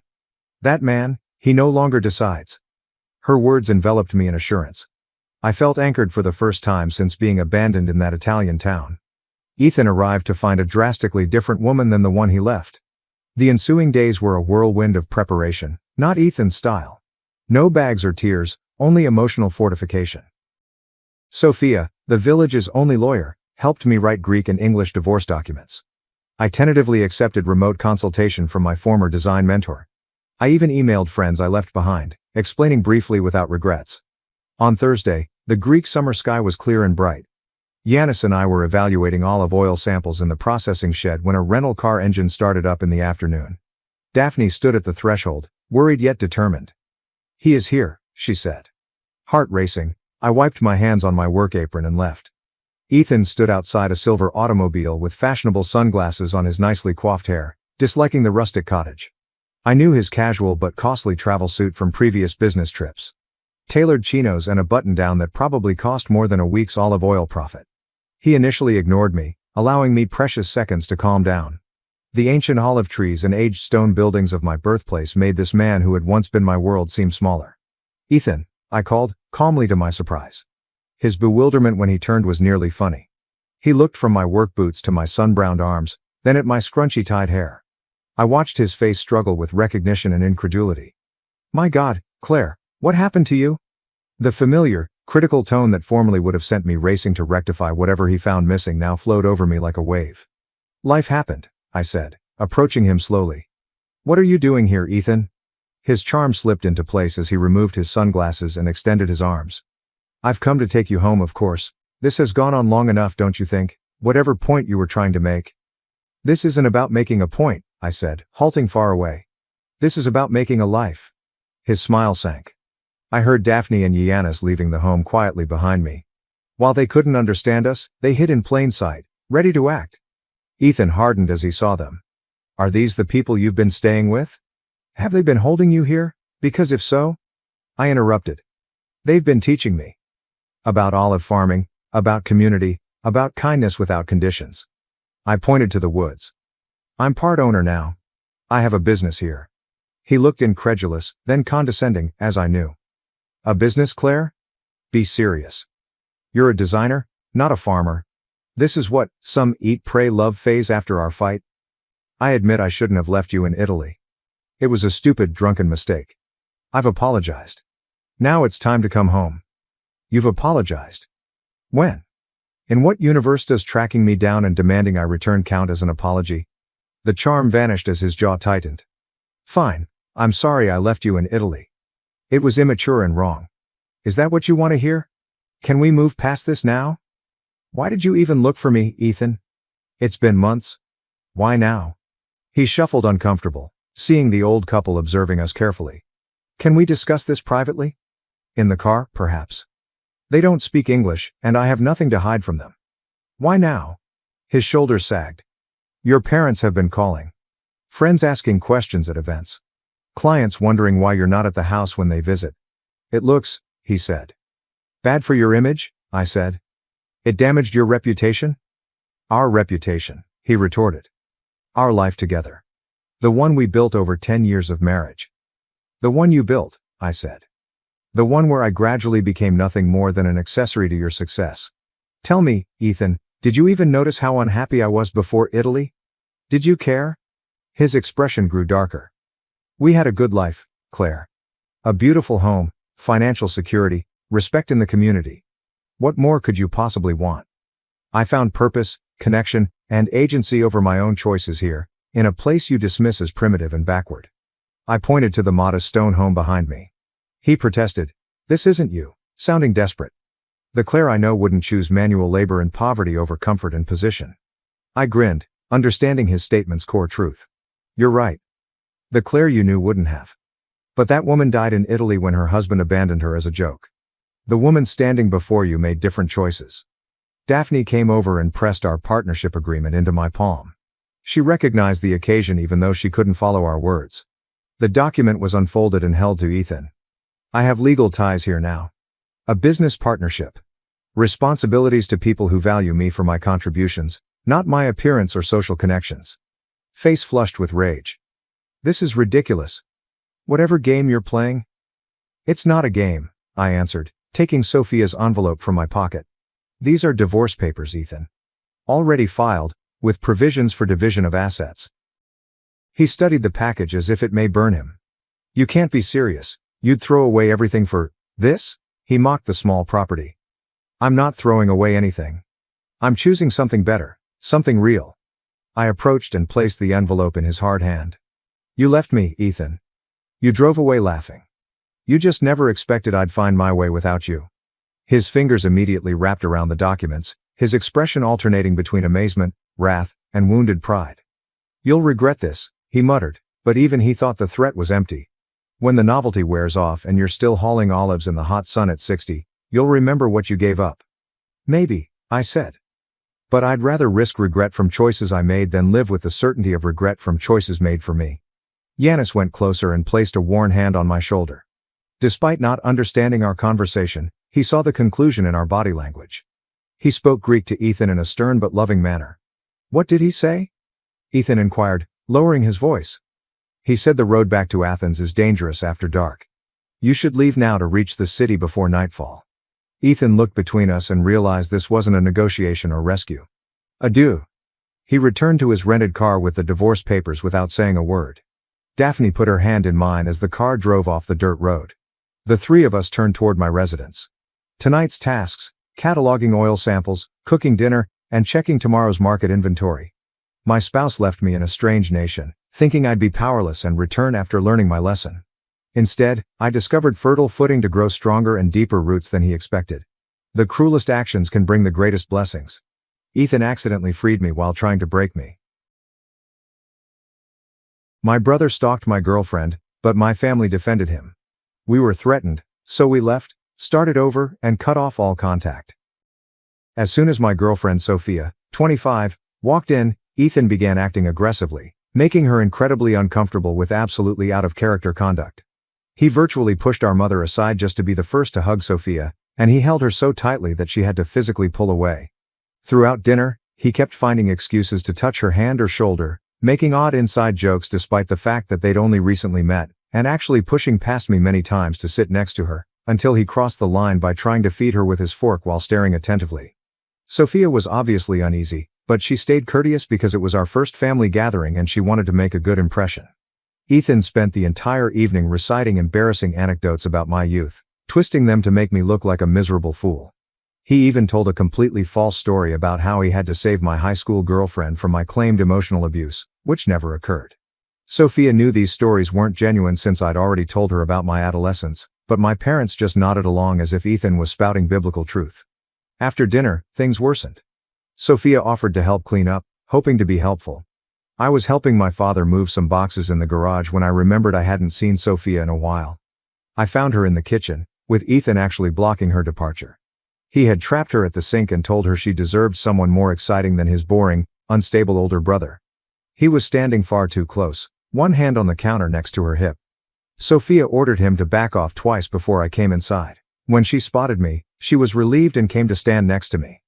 Ethan just laughed dismissively, as if everything was one big joke, but Sophia was visibly shivering. My fiancée Sophia and I had been dating for 8 months, and everything was going great until Ethan started to wreck our lives with his compulsive behavior. I suppose I should explain our family dynamics so that this makes sense. Ethan and I were raised in a tiny Minnesota town by upper-middle-class parents. Our parents both work in real estate and make good money, but they've always prioritized appearances over genuine family relationships. Ethan was born when I was 3 years old, and he has always been the focal point of our parents' lives. He could do no wrong, but everything was always my fault. Growing up, Ethan exhibited some pretty alarming conduct, which my parents completely disregarded. When he was 6, he purposefully smashed my game console because I refused to let him play whenever he wanted. Instead of penalizing him, my parents got him his own and told me I needed to learn to share more effectively. At 12, he murdered my pet hamster by giving it chocolate, knowing it was deadly, but my parents stated it was a mistake and that I shouldn't have a pet if I couldn't properly care for it. In high school, he created allegations that I cheated on my then girlfriend, resulting in our split. My parents claimed he was merely protecting her. That tendency persisted into maturity. Ethan still lives at home with our parents, works at my father's real estate firm, and generally does whatever he wants. He has ruined every relationship I have tried to form. With my previous girlfriend, he convinced her family that I had a gambling problem, which was absolutely false. Before that, he told another woman that I had cheated on all of my ex-partners, which was also false. My parents would either justify his acts or accuse me of being overly dramatic. When I met Sophia, I resolved to do things differently. I kept our relationship absolutely quiet from my family for the first 3 months to protect her from Ethan's regular techniques.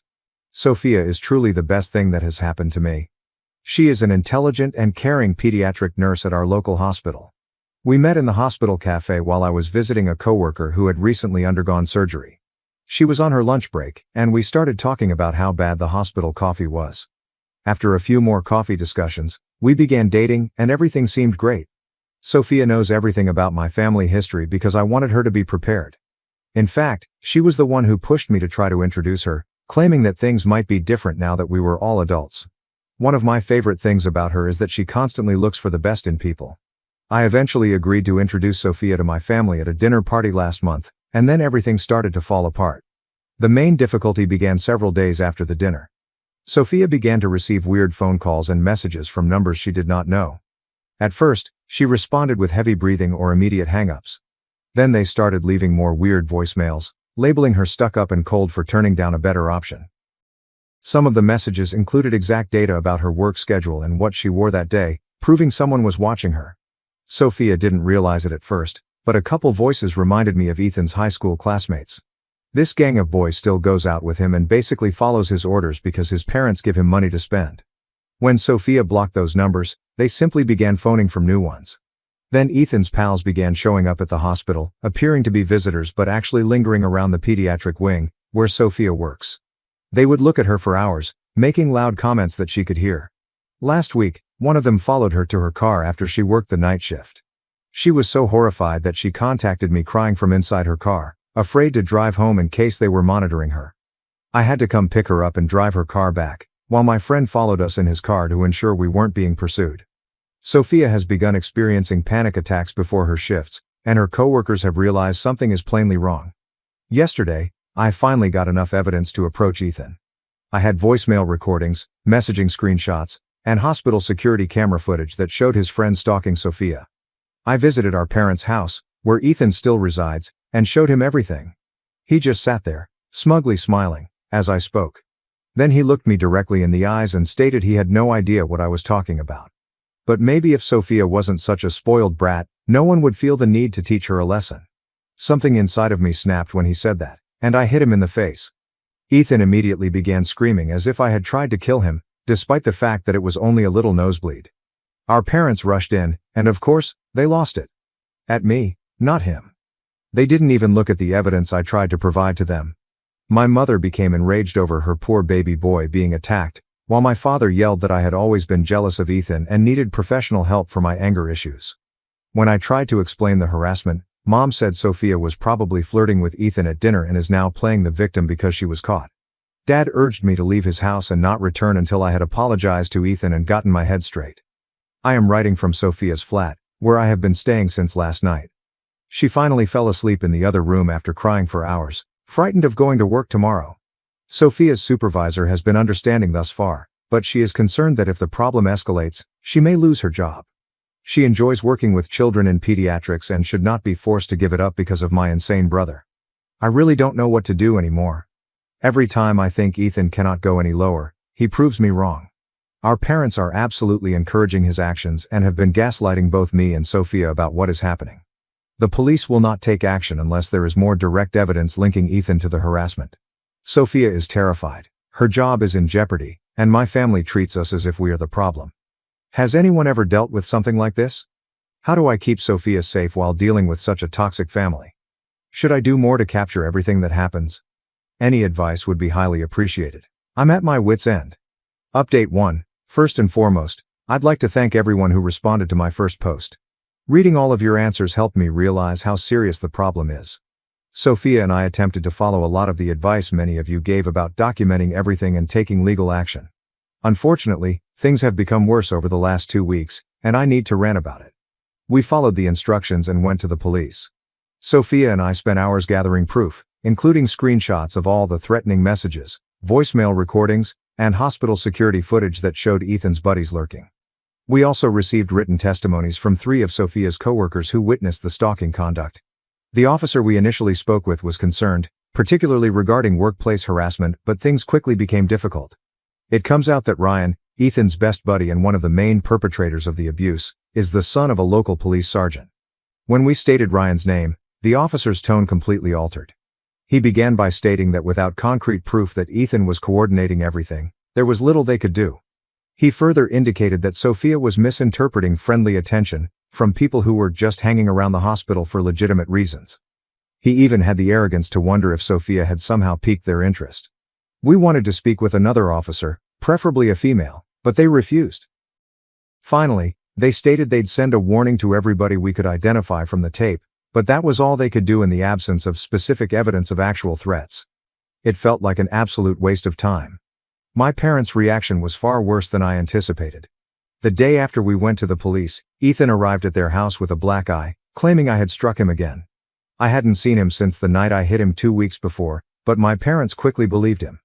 My mother called, sobbing about how I'd lost control, and was trying to destroy Ethan's life. She said going to the police demonstrated I was purposefully attempting to damage his future over a stupid misunderstanding. Then my father called. He was infuriated. He threatened to cut me off financially, which would have been problematic if I still relied on them. Fortunately, I have a steady career in software development and my own apartment. He also threatened to fire me from the family real estate company, conveniently forgetting that I never worked there. That is Ethan's job. It truly demonstrates that they don't regard me as my own person, but rather as an accessory to Ethan's life. The true calamity occurred this past weekend. My mother repeatedly called and texted, saying they wanted to fix things as a family. She assured that Ethan was sorry for everything and wanted to apologize to both me and Sophia. She stated that they had discussed limits with him, and he was aware that his behavior was wrong. After discussing it with Sophia, we decided to give them the opportunity to make things right. That was an enormous error. We went to my parents' house expecting a family dinner to reconcile things. I sensed there was something odd from the moment we went in. The house was full with my parents, Ethan, our aunt and uncle, who usually support Ethan, and, worst of all, Ryan and 2 of the guys who had been pursuing Sophia at work. My mom referred to it as a family intervention. For 2 hours, they all took turns criticizing Sophia's character, while Ethan sat there looking smug. My mother delivered a lengthy lecture about Sophia's obvious jealousy of Ethan's attractiveness and success. What success? And how she had been flirting with him during dinner. She claimed Sophia made up the harassment because she felt sorry about leading Ethan on, and was now attempting to cover her tracks. Sophia, according to my aunt, was probably used to having attention from males at work and mistook nice conduct for stalking out of guilt. Ethan played his job brilliantly, appearing sad and perplexed as to why Sophia would fabricate such nasty lies about him. He kept stating how happy he was to finally have a sister-in-law and how saddened he was that she was attempting to turn everyone against him. Ryan and his friends backed him up, claiming they had simply come to the hospital to see Ryan's ailing grandmother, who supposedly transfers between floors and apartments every day. The toughest thing was when they began questioning Sophia's mental stability.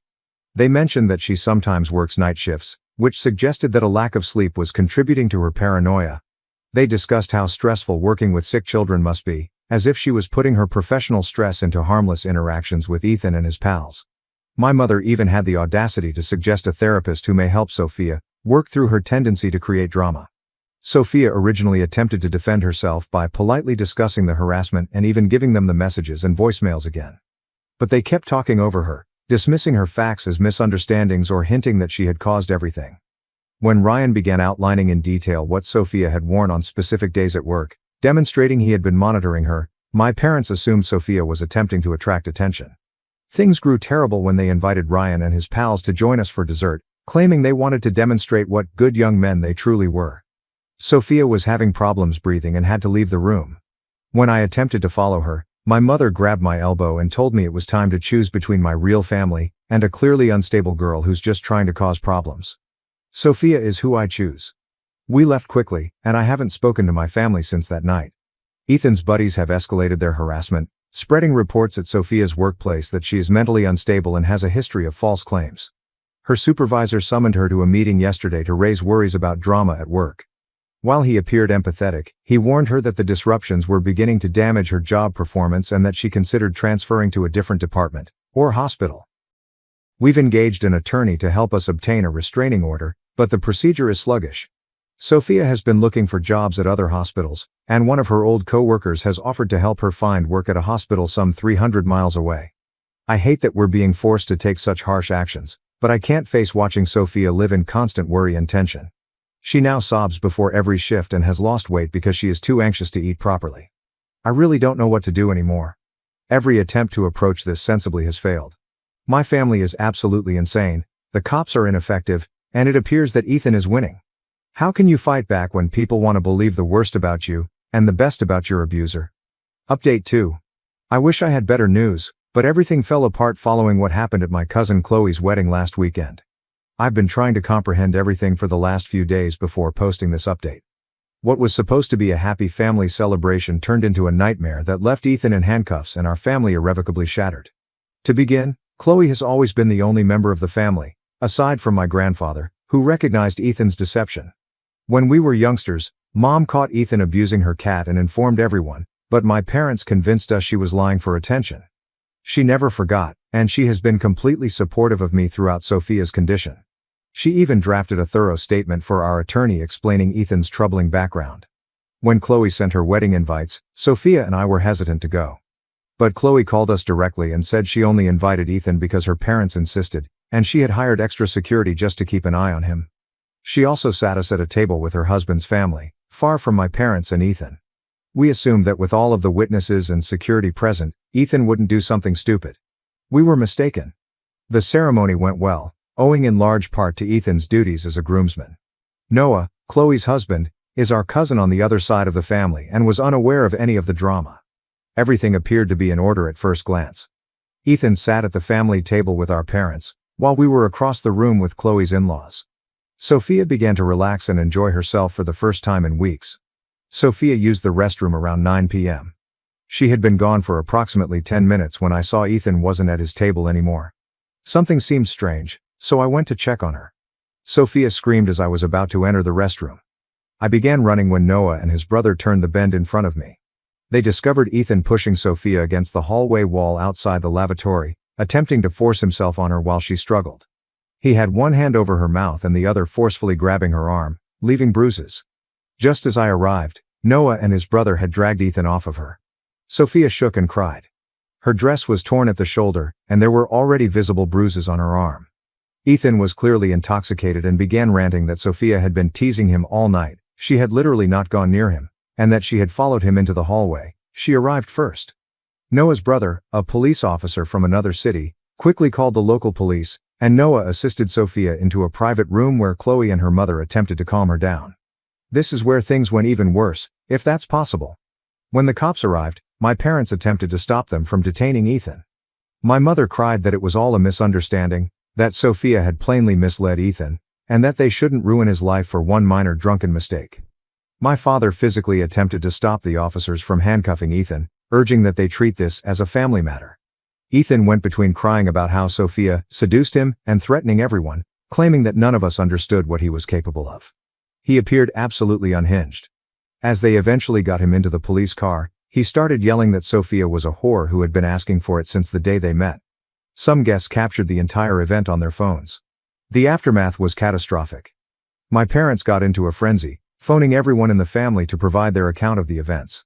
They claimed Sophia took Ethan into a quiet spot, came onto him, and shouted assault when he rebuffed her. They claimed she planned the entire incident to exact revenge on Ethan for revealing her lies about the harassment. They even claimed that Noah and his brother hit Ethan before the cops arrived, which they did not, and that Sophia hurt herself. The one bright spot is that the wedding video shows Ethan following Sophia into the restroom hallway. With her bruises, many witnesses, and video proof of Ethan's breakdown during the arrest, our lawyer believes we have a solid case. Several relatives who attended the wedding have come forward to testify about Ethan's actions throughout the night, including inappropriate remarks he made about Sophia and how he pursued her during the reception. My parents have threatened to disown me unless Sophia drops the claims. They've been phoning and messaging nonstop, alternately apologizing for tearing the family apart and threatening to cut me out of the inheritance. They even showed up at my apartment yesterday, generating a disturbance that prompted my neighbors to contact the police. My mother screamed over how I was putting her sweet boy in jail, while my father swore to make sure I never worked in this state again. Sophia and I reached a decision. She accepted a job offer at a hospital 300 miles away, and I plan to work remotely for my firm. We're moving at the end of next month. Many people may believe we are fleeing, but we simply need to escape the toxicity and start over somewhere new. Chloe understands and has agreed to keep us up to date on any family developments. The most difficult part of all of this is knowing that my family will never accept Ethan needs help. Even after seeing him abuse someone at a wedding in front of witnesses, they continue to defend him and blame the victim. I've often wondered what might have happened if someone had intervened when we were kids, but we'll never know. Right now, I just need to concentrate on safeguarding Sophia and creating our new life together, away from Ethan and my parents' enabling behavior. Update 3. I hadn't planned to submit any more updates, but something happened yesterday that I feel compelled to tell. After 4 years of fortunate silence from my family, I received a frantic phone call from my mother, leaving me feeling both vindicated and heartbroken. First, a little update on Sophia and myself. We married 2 years ago in a short ceremony attended by Chloe's family and Sophia's relatives. We purchased a home in our new location, and Sophia is now the head pediatric nurse at her hospital. I am still working remotely for the same company, but I was promoted to senior developer last year. We're expecting our first kid, a baby girl, in 3 months. Life has been serene and cheerful, which makes what I am about to say much more frightening. Yesterday afternoon, I was in a conference when my phone started ringing incessantly with calls from my mother. I normally disregard strange numbers because my family has a tendency of purchasing new phones to reach us, but this time she left a message that sounded truly frantic. When I called back, she was sobbing so hard that I could not hear her. Ethan married a woman named Olivia last year. We were all unaware of it because we hadn't spoken to that side of the family since the wedding. Apparently, Ethan met Olivia in church, and their families swiftly planned their marriage. My mother kept going on about how wonderful everything was, how Ethan had finally found a good Christian woman who understood him, and how they were all so happy, until last week. Olivia's coworker called the police last Thursday after she failed to show up for work for 3 days. Officers discovered Olivia seriously injured during a wellness check. She had 2 broken ribs, a shattered wrist, and several bruises across her body. But here's what really stunned me. When the police looked into it further, they discovered that my father had been assisting Ethan in concealing the abuse for months. Olivia eventually broke down and told the police everything. Ethan began striking her just 2 months after they married. Every time she threatened to leave or tell someone, my father would intervene, using his real estate contacts to push Olivia's family about their mortgage or threatening to fire her from a job at one of his friends' companies. He even persuaded Olivia's parents that she was mentally disturbed while fabricating allegations about Ethan, employing the same tactics they employed against Sophia. The final event occurred when Olivia was promoted at work, which would have provided her financial independence. Ethan lost control and thrashed her so brutally that she couldn't enter. When she called my father for assistance, he advised her to ice it and remember her wedding vows. That's when her coworker stepped in and called the police. Ethan and my father were both arrested, one for domestic abuse and the other for witness intimidation and conspiracy. My mother urged me to return and help fix things. She kept stating, the family needs to stick together during a crisis, that Ethan and Dad needed my help, and that Olivia was obviously exaggerating everything, just like Sophia did. I lost it. I informed her how I felt about her enabling Ethan's actions throughout his childhood. I reminded her of what they did to Sophia, and how they decided to support Ethan despite witnessing him assault her at Chloe's wedding. I questioned whether she had ever considered that if they had helped Ethan when he was younger or held him accountable for his behavior, Olivia might not be in the hospital right now. My mother burst into tears, admitting that they should have acted sooner. She acknowledged that she and Dad had always known Ethan had problems, but they believed they were protecting him by keeping everything hidden. Too little, too late. I hung up and blocked her new number. Chloe called me later to confirm some information she'd received from extended family. Olivia's parents are distraught and regret not believing her sooner. They totally support her in bringing accusations against both Ethan and my father. Police are also looking into potential additional victims, since numerous of Ethan's ex-girlfriends have come forward with similar allegations of abuse and stalking. Sophia proposed that we contact Olivia through Chloe and offer her assistance if she requires it, which we will most likely do. Sophia mentioned how fortunate she was to have assistance when coping with Ethan, and Olivia may need someone who understands what she's going through. Some may believe I'm being cold toward my parents, but I've learned that encouraging toxic behavior simply creates more victims. My family had numerous opportunities to change, but they decided not to. Now they can deal with the consequences of their decisions without my assistance. My goal now is to defend my own family, my wife, our unborn daughter, and the quiet life we've created away from their toxicity. Update 4. Many people have messaged me asking for updates on the situation with Ethan, my father, and Olivia, so this is what has happened in the last 6 months.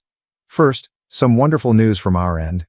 3 months ago, Sophia and I welcomed our daughter Isla. She's completely healthy and stunningly lovely. Parenthood has been incredible, and it has only confirmed that breaking connections with my problematic family was the correct decision. Chloe and her husband came to see Isla last month, and seeing them with her only confirmed what true family love is like. Now for an update on Ethan's and my father's cases. Chloe has been keeping us updated because she still maintains contact with some distant relatives. Ethan agreed to a plea deal last month. He will serve an 8-year jail sentence for serious domestic abuse, with the possibility of parole after 5 years. My father's case is still ongoing, although his attorney is apparently attempting to work out a settlement. His real estate license has been suspended pending an inquiry, and most of his business partners have parted ways with him. My mother's progress is the most startling. After our previous phone chat, she began therapy. According to Chloe, she has moved out of the family home and filed for divorce from my father last week. She sent me a 12-page letter apologizing for everything, enabling Ethan his entire life, failing to protect me as a child, and, most importantly, how they treated Sophia. She revealed that she and my father had essentially produced the monster Ethan by never holding him accountable. I have not responded to your mail. Part of me respects that she is finally confronting the truth, but it is too little, too late. Where was this understanding when Ethan was torturing animals as a kid? Or while he was stalking Sophia? Or when they witnessed him assaulting her during Chloe's wedding? Sophia and I are still talking about allowing her to have supervised contact with Isla, but that will be years away, if it ever happens. Olivia came out to us via Chloe. She is doing better. She lives with her sister in another state and is having extensive therapy. She has filed for divorce and is completely cooperating with prosecutors. According to Chloe, numerous other women have come forward with claims that Ethan mistreated them in the past, including 2 from his church. The police are looking into those situations as well. Olivia's parents have been wonderfully supportive once the truth was revealed. They publicly apologized to her for not believing her sooner and severed all connections with my parents.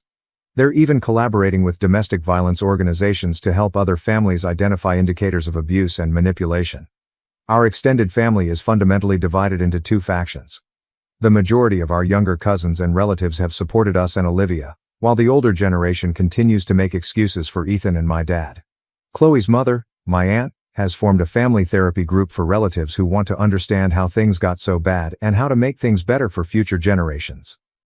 Sophia and I are focused on our kid and our lives here. Sophia went back to work part-time last week and was promoted to director of pediatric nursing. I'm still working remotely, but I'm considering starting my own software consulting firm. We've created a fantastic community here, complete with amazing friends and chosen family. Sometimes I consider contacting my mother or responding to her letter, but then I look at Isla and think about how my parents would expect me to let Ethan near her if we were still in contact, claiming he deserves another chance. That thought alone reminds me that we made the right decision by staying away. The pattern of cruelty and enabling in my family ends with me. Isla will grow up in an environment that values healthy relationships and respects limits. Cutting off toxic family members is sometimes the best thing you can do for your child, no matter how painful it is. My mom said I shouldn't come for Christmas because my step-grandparents hated me and would cut their inheritance if we stayed in touch. My stepdad's parents, who despise me, would be at Christmas, so my mom told me I wasn't welcome. I severed all contact with them and withdrew their financial support, but a few months later they were at my house. Long pauses at the beginning of phone calls have always annoyed me since they seldom contain pleasant news. My mother's hesitancy on the other end of the telephone, 3 days before Christmas, told me everything I needed to know before she even said anything. Erica, honey, I think it would be better if you didn't come home for Christmas this year. I almost dropped my mug of coffee. Mom, what are you talking about? It's just, well, Richard's parents are coming and they don't want to see you, and they've made it quite clear. In an attempt to comprehend what I was hearing, I collapsed onto my couch. My stepdad, Richard, had been married to my mother since I was 10 years old, and although his parents had never been fond of me, this was different. My mother chose them over me in this situation. I tried to maintain my composure as I said, since Dad passed away, we've always celebrated Christmas together. It's our custom. I know, honey, but what? You're seriously picking other people over your own daughter? No matter what reason she offered, the silence that ensued was terrible. Her voice was strained when she did speak. Erica, they've threatened to cut Richard out of their will if they find out we're still in contact with you. They told us they won't leave him an inheritance and will stop talking to us altogether. I was going to yell. So this is about money? Quickly? No, it's not just that, she said. I've told them that we haven't been in touch with you for years. I need you to go along with this. It's just this once. There was no comedy in my laughter. You want me to pretend I don't exist in your life? That's your solution? Richard's parents are difficult people, Erica. They're spiteful and stubborn. We need to make sure they believe no one in the family talks to you anymore. You need to understand. I ended the call. I was no longer able to listen. You would have to go back more than 20 years to comprehend why Richard's parents detested me so much. When I was 4 years old, My real dad passed away in a vehicle accident. Before she met Richard, a widower with a daughter named Hannah who is 9 years old, it was just mom and me against the world for 6 years. Richard and Hannah moved into our home after they were married. At first, everything was okay. I got along well enough with Hannah. At times, we quarreled like sisters, hurling pillows at one another and squabbling over who got the remote control, all typical child behavior. However, Richard's parents detested me from the beginning. They referred to me as impolite and unruly. They would comment, "It's obvious she grew up without a father," as if I weren't even there. They would bring Hannah gifts when they came to visit, but nothing for me. They would never speak to me, but they would chat through and around me. When I was 14, the worst of it occurred. Hannah and I were left with Richard's parents while Mom and Richard went on vacation. Normally, Mom's sister, Aunt Sarah, would host us, but she was occupied at the moment. Despite their reluctance, Richard's parents decided to have us, especially me. Hannah and I argued over the laptop after spending a week together locked up. Tensions were high and we were both really bored. I gave her a gentle shove during the fight, but she lost her equilibrium, fell awkwardly, and fractured her arm. Hannah let out a scream that had my blood run down my spine. Her grandparents rushed over. Her grandma called Richard in a fit of hysteria while her grandfather took her to the hospital. She screamed into the phone, "You have to come home now." Erica beat Hannah badly and broke her arm. She needs to be in a psychiatric clinic, she's completely out of control. Everything changed after that call. They stole my phone, locked me in a bedroom, and only unlocked the door to let food in. They referred to me as a rabid animal, and threatened to put me in juvenile jail. 3 days after taking a short trip, Mom and Richard returned home. In a fit of rage, Richard claimed he couldn't trust himself around me.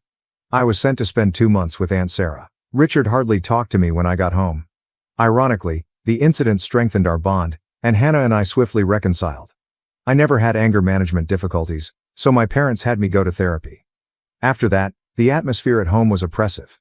It was like fleeing prison when I turned 18 and moved to a different place for college. I only communicated with Mom and Hannah when I was in college. I worked really hard to succeed while studying management and administration. My buddy Olivia and I were able to secure internships at her father's restaurant company during our junior year. Everyone was taken aback by the development plan I created. Profits increased in a matter of months when it did work. Olivia's father gave me a job opportunity when I graduated. Olivia wanted me to be her executive director when he turned over the restaurant management business to her. I would effectively be her right-hand lady, in charge of modernization and business development. I changed that chain of restaurants with Olivia. We built a mobile app, established food delivery services, and set up areas where patrons could use laptops to place food orders. In order to demonstrate how hygienic and effective the kitchens were, we set up live stream cameras in each restaurant, created designated areas for selfies, and began culinary lessons. Young folks began to pour in. We drew in a ton of new clients while retaining the old ones. When business took off, I was suddenly paid more than I could have ever imagined. I had savings for the first time in my life. At that point, Mom called to discuss Richard's work-related issues. She said that he had been fired. We're struggling to make the mortgage payments. Richard then picked up the phone. "Erica, I'm sorry for everything. You're our only hope right now." I thus consented to assist. I sent them money each month to cover their mortgage. I continued to pay even after Richard eventually secured part-time employment. I didn't find it difficult, and they had become accustomed to the assistance. I believed I was purchasing a stronger bond with them. I was mistaken. I spent what seemed like hours sitting on my couch, staring at my phone after that terrible chat with Mom. My mind was jumbled. I needed someone who would listen to me. I rang Hannah's phone. "Hey sis, what's up?" Hannah's upbeat tone was a stark contrast to my own emotions. "Mom just called," I answered, a little trembling in my voice. "She told me not to come home for Christmas because your grandparents will be there. Your grandparents threatened to cut Richard out of their will if they found out they still talked to me. Apparently, she's been telling them for years that they don't have any contact with me." Hannah seldom ever used profanity. "That," she said. "What the hell is wrong with them?" "She wants me to play along," I said. "Pretend I'm not part of the family anymore, so your grandparents will leave the money someday." Hannah answered, "Well, the hell with it," with firmness. "If you're not welcome there, then I'm not coming either. If they're choosing money over you, then they can do Christmas without both of us." My eyes filled with tears. Hannah was the one member of my family who always had my back, even after everything we had been through. I felt a little better once I hung up with Hannah. I gave some friends I knew had no family Christmas plans a call. By the end of the evening, Hannah and 5 of my friends and I had planned an unplanned orphan Christmas at my flat. Hannah showed in the day before Christmas with a bag full of decorations and a little suitcase. She exclaimed, "I raided the dollar store," when she threw tinsel and glittery decorations on my coffee table. "Your place needs some Christmas spirit." We drank wine, caught up, and decorated my apartment that evening. Neither of us brought up Richard, Mom, or the inheritance issue. For a few hours, nothing had changed. The formal, stressful events we had experienced as children at home were not at all like Christmas Day. Around noon, my pals showed up with food, beverages, or games. We probably drank more than we should have, ate too much, and laughed too loudly. It was authentic, yet it wasn't conventional. Even Hannah acknowledged at the conclusion of the evening that it was the finest Christmas she had experienced in a long time. Naturally, though, reality has a way of getting in the way. Before going to bed, I was browsing Instagram when I came upon a post from Mom. In their living room, she was grinning beside Richard's parents, who were all dressed in similar Christmas sweaters. It said, "So blessed to spend this special day with family." Family. The word made my stomach turn like a dagger. I was no longer family. It was inconvenient to conceal the truth about me. That night, I was unable to sleep. Every monthly mortgage payment I'd been making and the Instagram post kept playing back in my head. I believed I was mending old wounds and constructing bridges each time I sent that money. I now saw that I had only been purchasing the false sense of family. The following morning, I decided. I canceled the automatic transfer to my parents' mortgage account by using my banking app. I was tired of being exploited, even if it was small. It was 2 weeks later. Thankful for the post-holiday influx of new restaurant patrons who had made New Year's resolves to try new places, I poured myself into my work. I welcomed the diversion as Olivia and I worked on plans to open a new site. Then Mom called. A part of me wanted to hear what she had to say, but I almost didn't respond. She said, "Erica, there's a problem with the mortgage payment," without even extending a greeting. "Did you forget to send it?"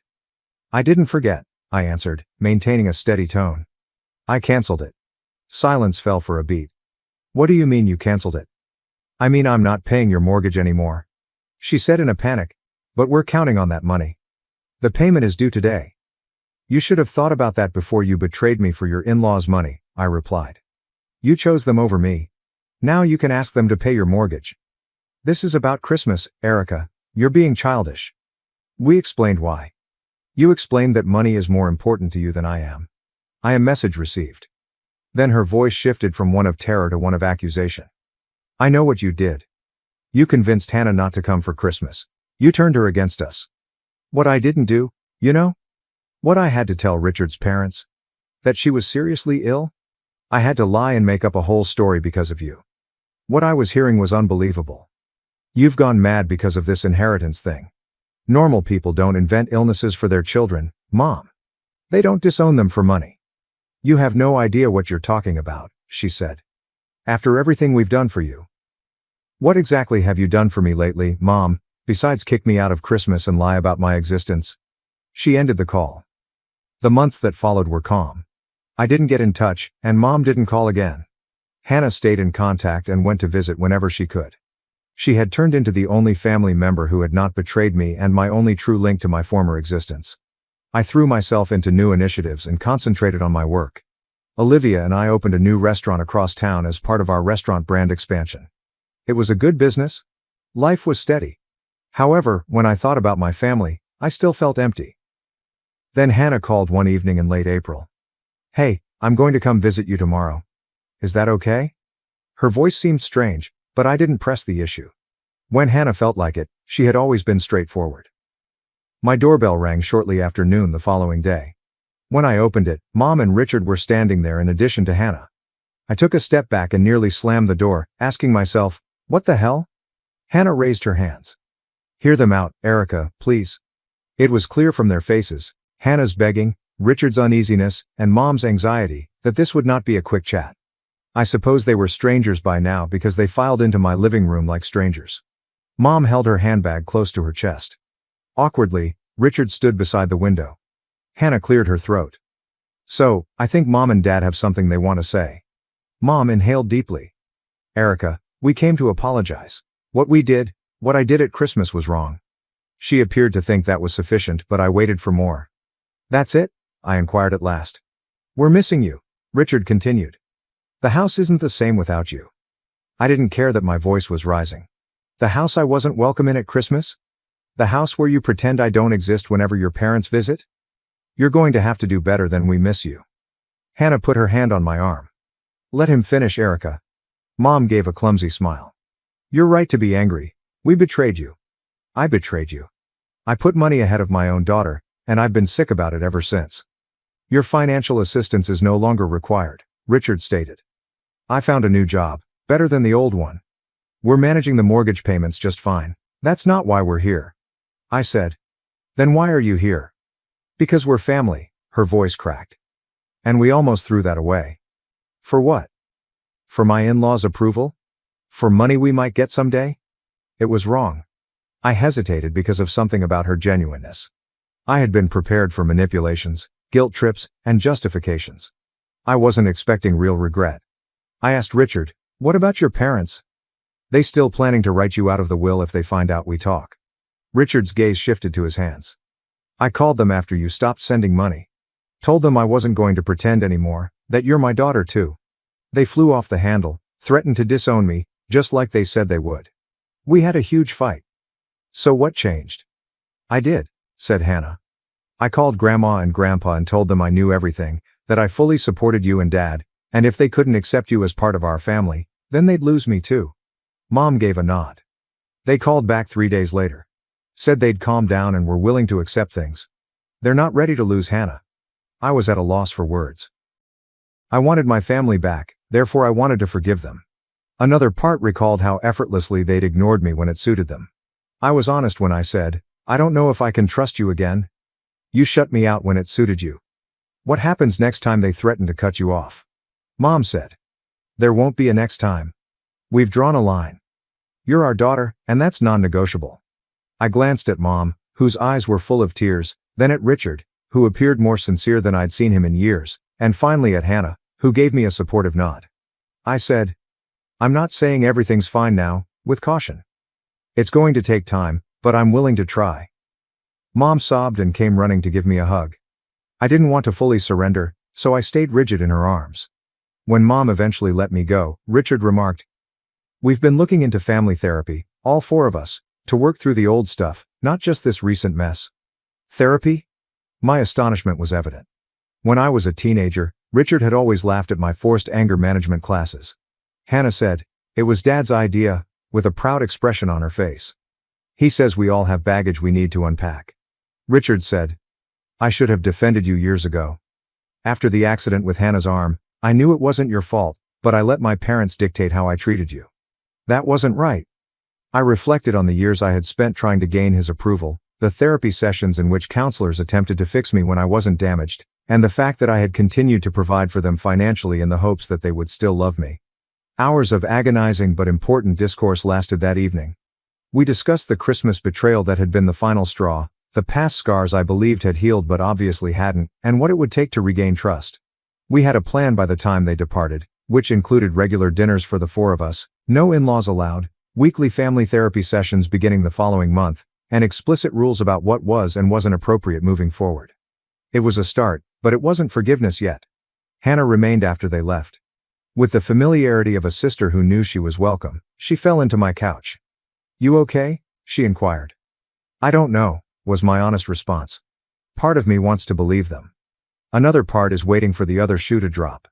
She pulled at a loose thread on my throw cushion and said, I understand that. For what it's worth, I think they mean it this time. You should have seen Mom after Christmas.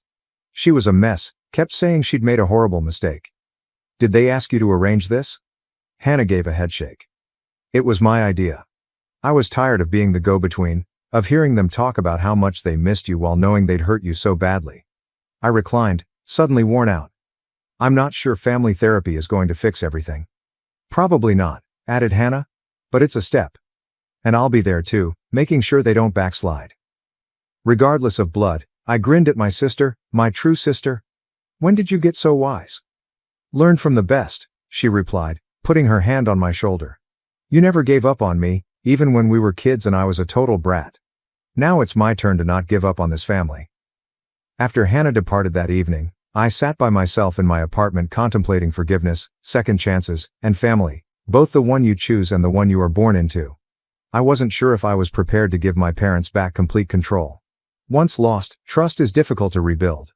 But perhaps, just perhaps, we could use the fragments of what had been destroyed to create something new. As you can anticipate, the first family therapy session was quite uncomfortable. We were asked to gather in a circle and discuss our expectations with Dr. Levine, a kind-eyed, no-nonsense woman in her 50s. Mom wiped at her eyes and whispered, "I just want my family back." "I want to understand why I was so easily disposable," I replied. Richard stirred uneasily. "I want to be a better father to both my daughters." "Always the mediator," Hannah declared. "I want us to be honest with each other. No more secrets or lies." Dr. Levine gave a nod. "Those are all valid desires. This won't be easy, but acknowledging what you want is a good start." We had frequent meetings throughout the ensuing weeks. We continued to show up even though the sessions occasionally turned into arguments or tears. We slowly and carefully worked through years of miscommunications, grudges, and anxieties. We discussed how Richard's parents had used their inheritance as a weapon to dominate the family, why I had felt obligated to provide for them despite everything that had transpired, and the Christmas treachery that had finally crushed me.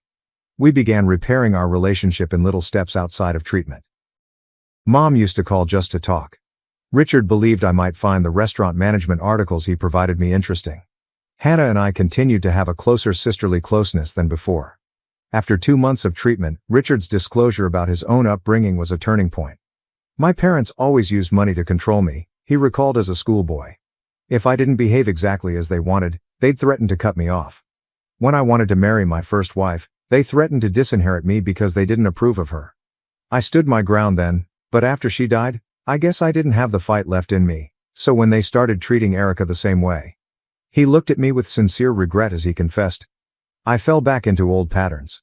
At Dr. Levine's prompting, "I'm so sorry, Erica. I failed you." That day, something changed within me. For the first time, I saw Richard as someone who had been controlled his entire life, just like I had been, rather than as the stepfather who had deceived me. Better was due to both of us. By the 3rd month of therapy, I informed him, we were prepared to put our new family dynamics to the test in the real world. Mom asked me to join them for dinner in the house where I grew up. It had been before Christmas when I last visited. Anxiety made my stomach turn as I pulled into the driveway. What if Richard's parents appeared out of the blue? What if this whole thing was a sophisticated ruse? However, the scent of my favorite dish, Mom's lasagna, greeted me as soon as I entered, and the dining room was adorned with pictures. Pictures of Hannah and I together, pictures of me graduating from college, and pictures of the 4 of us in better times. Mom said, "We put these back up," as she followed my eyes. "They belong here, you belong here." It seemed like progress, even if there were still awkward pauses and moments when old tensions threatened to reappear during dinner. Richard pulled me aside after supper. After saying, "I need to show you something," he ushered me into his office. He had a legal paper on his desk. I said, "What's this?" "I've been working with a lawyer to ensure that whatever happens with my parents' inheritance won't affect what I leave to you and Hannah. You'll both be treated equally in my will, no matter what." I was dumbfounded when I looked at him. "It's not about the money," he rapidly explained. "It's about making sure you know that you are my daughter, Erica, not by blood but by choice. And nothing, not my parents, not their money, will ever change that again." I cried then, even though I didn't weep much. That night, I contacted Hannah on the way home. I informed her, "You won't believe what just happened," as I described the events of the night. "I believe it," she declared. "Dad's been working on that thing for weeks. He wanted it to be perfect for you." I asked out loud, "When did everything change so much?" After Hannah said, "When you stood up for yourself. You showed them they couldn't have it both ways. They couldn't treat you like garbage and still expect your financial support. It made them realize what they were losing." She was correct. I had forced them to make a decision by emotionally and financially cutting them off. Surprisingly, they had picked me. Dr. Levine requested us to discuss our progress at the following treatment session. "I've learned that I can't control how others treat me, but I can control how I respond," I replied. "I don't have to keep paying, literally or figuratively, for people to love me. I've learned that I married a strong woman," Richard stated, addressing his mother, "who raised an even stronger daughter, and that standing up to my parents was long overdue." "I've learned that family isn't just about blood or obligation," Mom said. "It's a choice we make every day." Hannah grinned. "I've learned that my sister is a badass who doesn't take crap from anyone anymore." That made us all laugh. We all gathered to dinner at a brand new restaurant that my employer had opened 6 months after Christmas that nearly killed our family. I came to the crucial realization that we were no longer the same family as previously as we sat around the table laughing and telling stories. The foundation of the family had been fear, duty, and unspoken grudges. It wasn't flawless. We still experienced horrible days. Even though Richard's parents had been relatively silent since our reunion, they were still a complex part of our lives. Sometimes old hurts come back. However, we were determined to resolve it together. And that was what made all the difference, I was starting to think. I bought a condo with a parking spot but was told to pay $175 per month or my car would be towed even though I legally own the spot. Original post. I bought my condo brand new in 2014. It was a small building, approximately 32 units on 4 floors. It is in a really nice location and I paid a fair amount for my unit. When I first moved in, we had a condo management company, who did a fine job. Unfortunately, late last year we discovered at the board meeting that someone had now owned over 50% of the condos. This person is someone who on several occasions had tried to pressure me into selling my condo to her. She was offering less than what I paid, and I wouldn't be able to find an equivalent condo in the same area for the amount she was offering. This person basically voted by herself to dissolve the condo board, and elected herself as the sole person in charge of everything. Today I received a letter from our new condo overlord which states, by March 1st our parking spots are no longer going to be available. If we want to keep our spots we must pay $175 per month. Failure to do so will result in our cars being towed. I have paperwork from when I bought my condo. Parking spot number 3C was included in my purchase. When I pointed this out to her about this I was told to more or less go fuck myself, and if my car is there on March 1st it will be towed. I basically have a single day to figure out what to do. Since this comes into effect tomorrow, do I go try to find legal advice right now? Relevant comments. Comment. You definitely need a lawyer. The condo board must comprise at least 3 owners, and must act in the best interests of all owners. There are provisions in the Condo Act to force a board to do things or not do things. In one case, the board was ordered to personally pay legal costs and the costs of restoring a parking lot to its original condition. I am going to meet one tomorrow for a consultation. I managed to get 2 other owners to go on board with us fighting it. However, I did find out that the board does actually have 3 owners. One of them is apparently her husband, and the other is someone who is related to her. Neither she or her husband actually live in the building. OOP added more on what the new owner has done to the complex. I am probably going to move because everything is going to shit.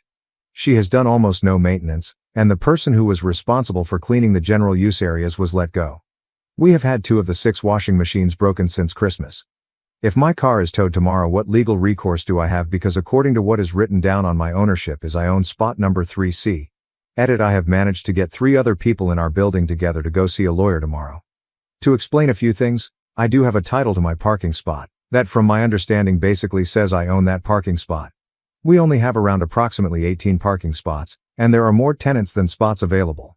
I have nowhere to park aside from my parking lot. Street parking is basically good for an hour tops, and trying to find a place is like looking for a needle in a haystack.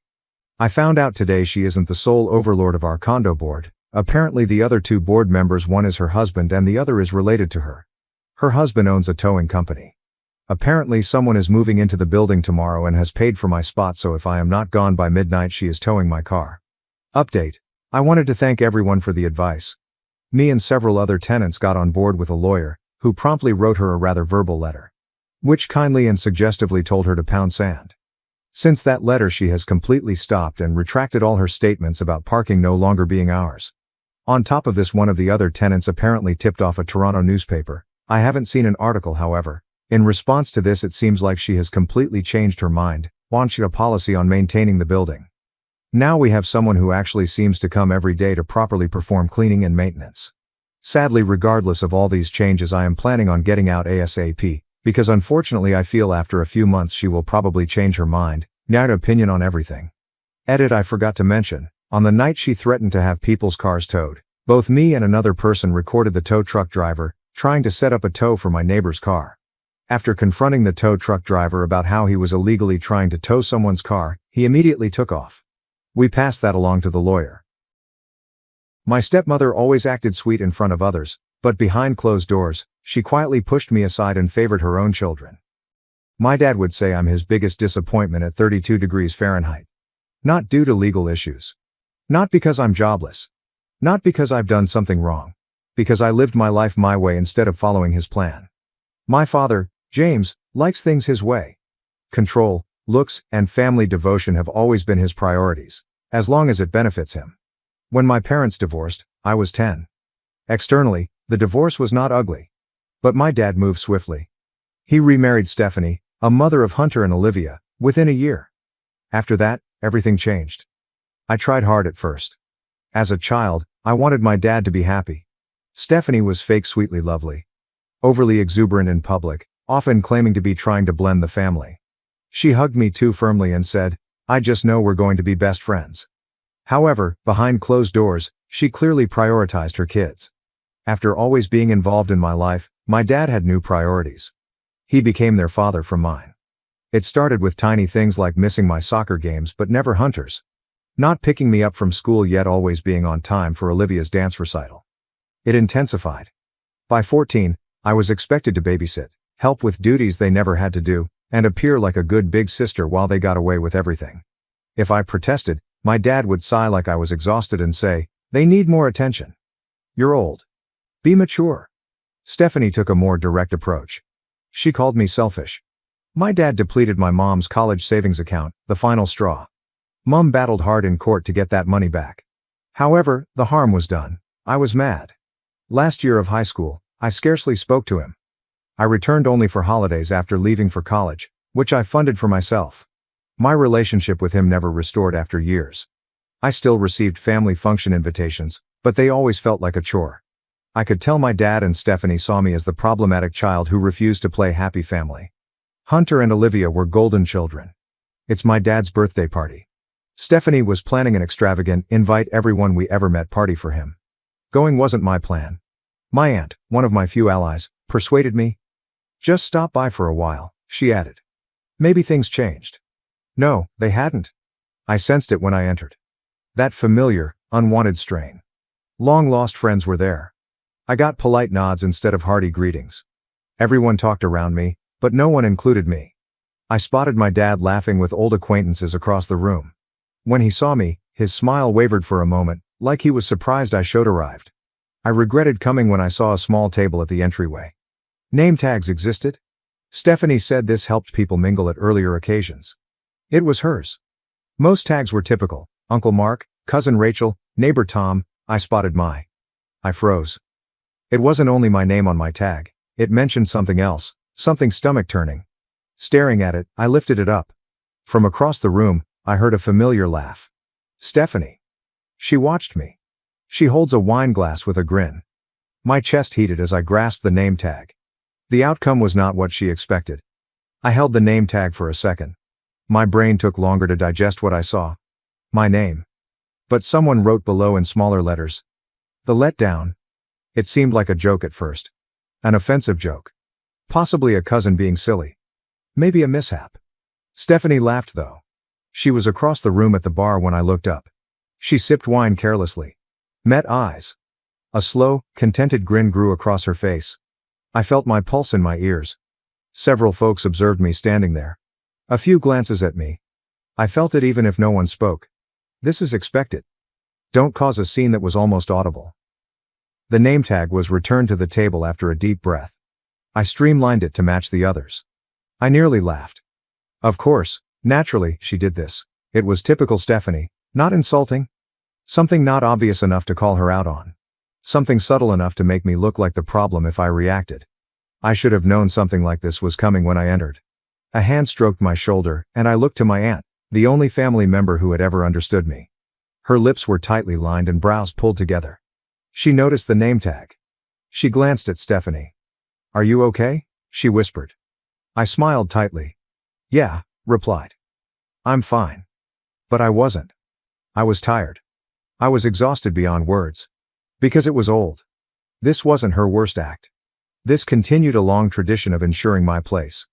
I should have left then. I should have turned around and fled. Some part of me said no. This time, no. Instead, I took a big breath, straightened my shoulders, and did something I knew would surprise them. I grinned. A natural smile, like nothing had happened. Taking a glass of champagne from a passing waiter, I softly clinked it with my nail and looked toward the room. Because I would give Stephanie a show if she wanted one. I raised my drink slightly, felt the atmosphere move as a few folks looked my way. I hadn't reacted yet. The gentle clink of my nail against the glass was enough to grab attention. Stephanie hesitated for a moment before taking another leisurely drink of wine, her eyes narrowing as if attempting to figure out what I was doing. I considered making a toast, but I gave a tiny shake of my head and turned away to continue the celebration. I wouldn't let her react. Not yet. Everything was as expected at the celebration. Crowded. Too polished. Expensive catering. Decorated with care. Stephanie always went all out since everything in her life was a performance. I didn't only celebrate Dad's birthday, it was for show. About spreading the word about her ideal life. She and my father adored each other. How successful their kids were. Their offspring, not me. Hunter and Olivia were already in the middle of the room, surrounded by a few relatives nodding as Olivia talked about her wedding. And of course Dad's paying for everything, she smiled as she twisted the huge diamond on her finger. We wanted something tasteful, you know. A real elegant wedding. Not one of those tacky Pinterest disasters. I chuckled. Olivia was always like this, polished, rehearsed. She was self-absorbed enough to make sure everything swirled around her without being obvious. Hunter leaned against the bar, nodding as my dad's old acquaintances congratulated him on his new position. Which I knew he hadn't earned. Hunter had never worked. He was given every chance. My father quietly corrected every error. I considered walking over to join the conversation to watch them wiggle. Before I could, my father spoke. "Ah," he said. He was approaching when I turned. He held a drink, his look neutral. "I didn't think you were going to come." I smiled, but not really. "Wouldn't miss it." He nodded and looked around before staring at me. "You've been keeping busy, I hear." It existed. He politely avoided asking about my life, he always did. I nodded. "Yeah, work's been good. I bought a house last year." He raised his brow. "A house?" "Yep." Sipping his drink, he asked nothing else. One thing about my dad. Whenever I did anything that prevented him from seeing me as a failure, he loathed me. Every time I did something without his money or aid, it eroded his narrative about myself. I was lost. Selfish. Immature. He disliked that. He liked the me he could shake his head at. The version he could pitifully describe when asked about me. He was obviously thinking of something to say. A sly dig. Stephanie's voice severed the talk like a knife before he could. "Well," she remarked, standing up behind him, "at least she finally did something responsible." Just then, my chest started heating up again. I went to her and saw her beaming, like she was so thrilled to see me. I recognized the look. I'd seen it 100 times. Stephanie would insult you in person, and if you got offended, you were the problem. It was a joke. You were oversensitive. I should have left. Should have let go. But I didn't. Because everything about this night, about everything was off. Possibly the name tag. Maybe it was because my dad seldom spoke to me before ignoring me. Maybe it was the fact that the room was full of individuals who were never my relatives. Whatever. I was done. I tilted my head at Stephanie. I said, "You know, I was going to let it go, quietly. But I have to ask. Whose idea was the name tag?" I saw a little spark on her face. "Oh, come on," she laughed. "You always take things so personally, it was funny." I nodded. "Right. Hilarious." Sipping wine, she shrugged. "You know, if you spent less time being angry all the time, maybe you'd be—" I cut her off with a finger. "Actually," I answered calmly, "I think you're right." She narrowed her eyes. "About what?" "About making a joke," I turned, raising my glass. "Because now that I think about it, I have a joke too." She blinked in surprise. My father shifted awkwardly beside her. My smile was slow and comfortable. "I'd like to make a toast." Suddenly, the room quieted. Not all at once, not now. As inquisitive individuals looked at me, talk slowed. Because people adore toasts, especially surprise ones. I felt my father tighten beside me. Stephanie giggled and shifted her weight to ignore me. "Oh, come on, you don't have to." I smiled and extended my hand. "No, really. I insist." With more people looking at me and whispering curiously, the room altered. Some attendees grabbed their drinks for a light-hearted toast. What was coming was unknown. Stephanie's smile tightened, but she kept her cool, believing I was the same person she'd always known. The individual who took every insult, let everything go, and never fought back. My dad got more agitated. He knew me better than she. He tightened his glass grip and looked at me for the first time all evening, not through me, around me, or at me. I raised my glass after letting the silence building anticipation. To my father, I said, almost chattily. And to Stephanie, of course. Because without them, I don't think I would have learned one of the most valuable lessons of my life. I sipped champagne slowly. Stephanie breathed a little laugh. Oh boy, here we go. A few laughed. They assumed they were joking. They believed I was going to make fun of myself or smooth things over like usual. I grinned. No, really, I mean it. Because I think we often learn the most from the people who challenge us, don't you? I looked at my dad. Dad, you always told me that family is supposed to build each other up. That we should support one another. Celebrate each other's successes. My father's throat bobbed as he swallowed, strengthening his drink grasp. He didn't like the direction. I said. And I used to believe that. I really did. But then, somewhere along the way, I realized something. The room was nearly silent. Stephanie's fingers were so tight around her wine glass stem that I thought it would break. I gently placed my glass on the table next to me. I realized that for some people, support only exists when you fit into the version of yourself they want you to be. That as long as you play the role they've written for you, whether it's the golden child or the black sheep, they'll keep you right where they need you. And if you step outside that role. I shook my head and exhaled hard. Well, that's when they show you how they really feel. A few unpleasant crowd shifts were heard, looking at each other. Olivia awaits my father's response before determining how to feel. Hunter smiled like this was his entertainment. Stephanie smiled, but her knuckles were white. I used to think that if I just proved myself, if I worked hard, if I was successful, if I played by the rules, you'd see me differently, I murmured, softening but not slowing. But I get it now. It was never about me. It was never about what I did or didn't do. Stephanie spoke, likely to interrupt me. But I stopped her. I returned to my dad. Because I was never intended to succeed, right? His expression briefly changed. I exhaled and rolled my shoulders after letting that hang. But I did. I built something for myself. I made a life that has nothing to do with this family. And let me tell you, it's been the most peaceful, fulfilling thing I've ever done. I could sense people's doubts and interest since they didn't understand what I was saying. I was tired of letting them believe Stephanie and my father's years-long construction of me. Stephanie forced another laugh to recover control. Oh, come on, this is ridiculous. It's just a name tag. I looked at her. You're right, I answered effortlessly. It is. But it's also a pattern. A lifetime of moments just like this. Little digs, little jokes, little ways of reminding me that no matter what I do, in your eyes, I'll always be the disappointment. Dad cleared his throat and stepped forward. That's enough. Met his gaze directly. Oh, I agree. It is enough. Before anyone could grasp what was occurring, I took up my glass again. It was slightly elevated to let my next remark settle over the room. To the last time you'll ever see me? A deafening hush. My father was tense.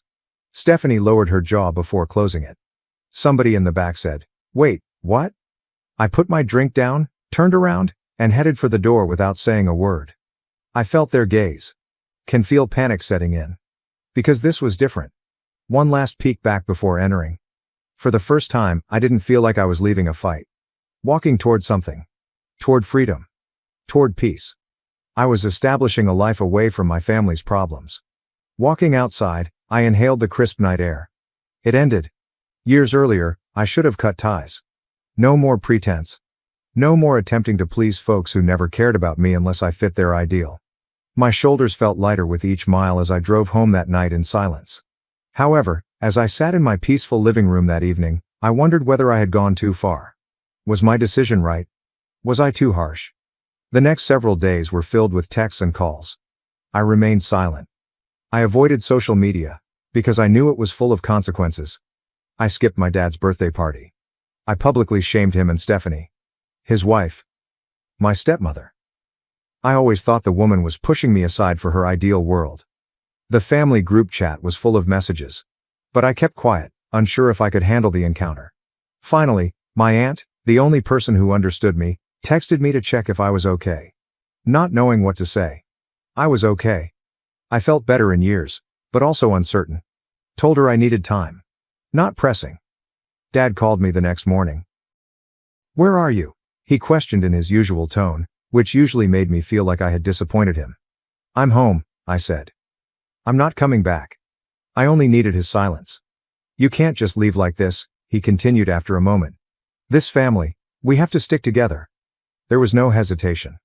Not if sticking together means pretending to be someone I'm not. Not anymore. It was our last conversation.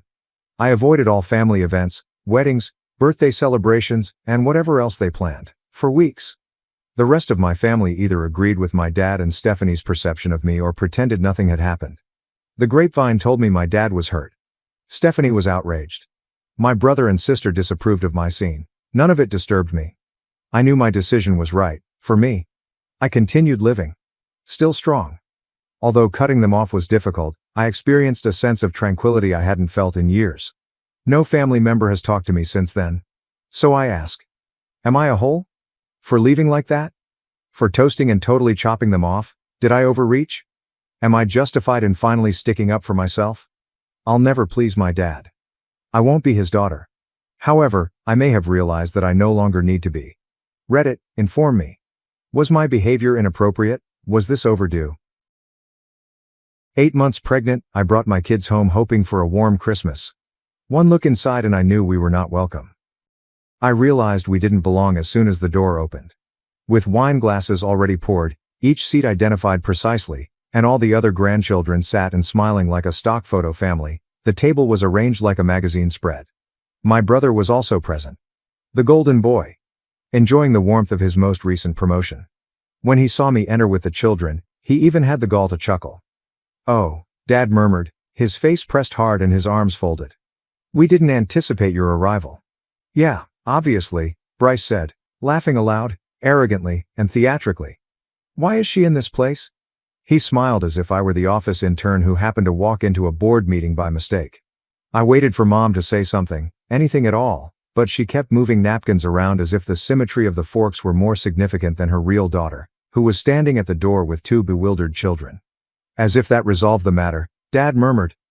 There aren't any seats left. No happy Christmas. No embracing the children, nothing at all.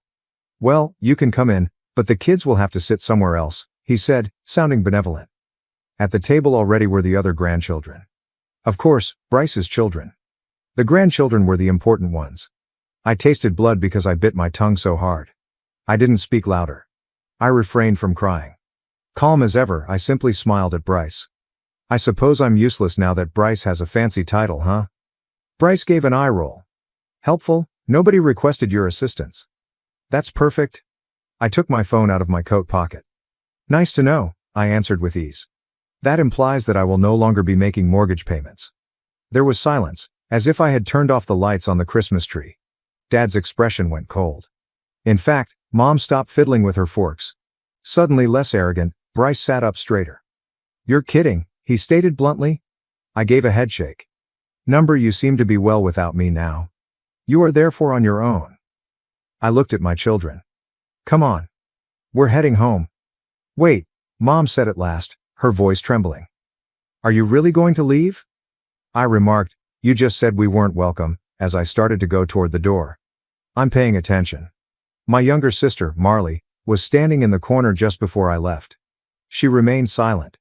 She simply stood there with her hands in her hoodie pockets, her eyes downcast, and her face etched with humiliation. I didn't let her stop me. Nobody did. It was a calm drive home. The kind of silence that, even when the radio is on, crackles. Grasping the present bag we were never able to offer, my youngest gazed out the window. Without a word, my oldest leaned his head against the seat. Even though he didn't yet have the words, I could see he understood. What prevented Grandpa from wanting us there? My child requested in a tiny voice. My hands remained solid on the steering wheel. I said, because some people lose the ability to be kind. However, we don't. We recall. Belly first, Caleb greeted us at the entrance. How was it then? I arched an eyebrow.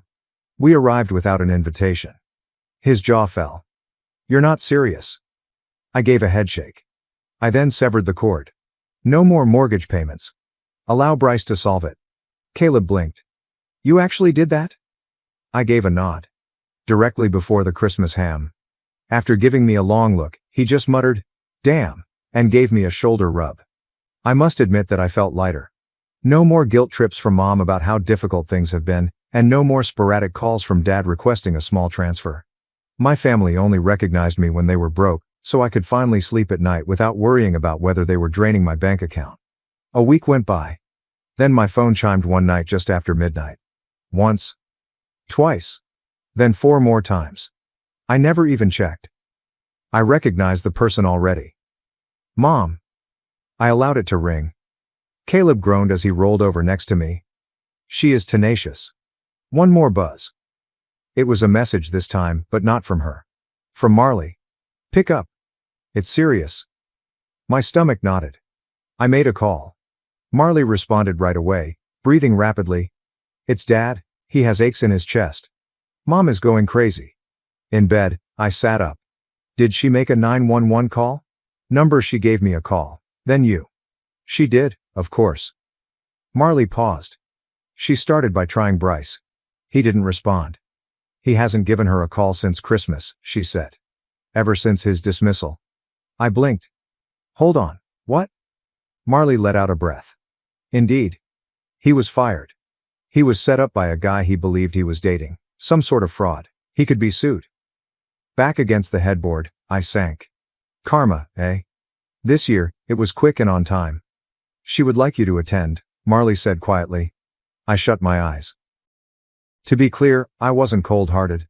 However, it was difficult to ignore the picture of me standing in that hallway with my children gripping my coat and hearing that there was no space for us.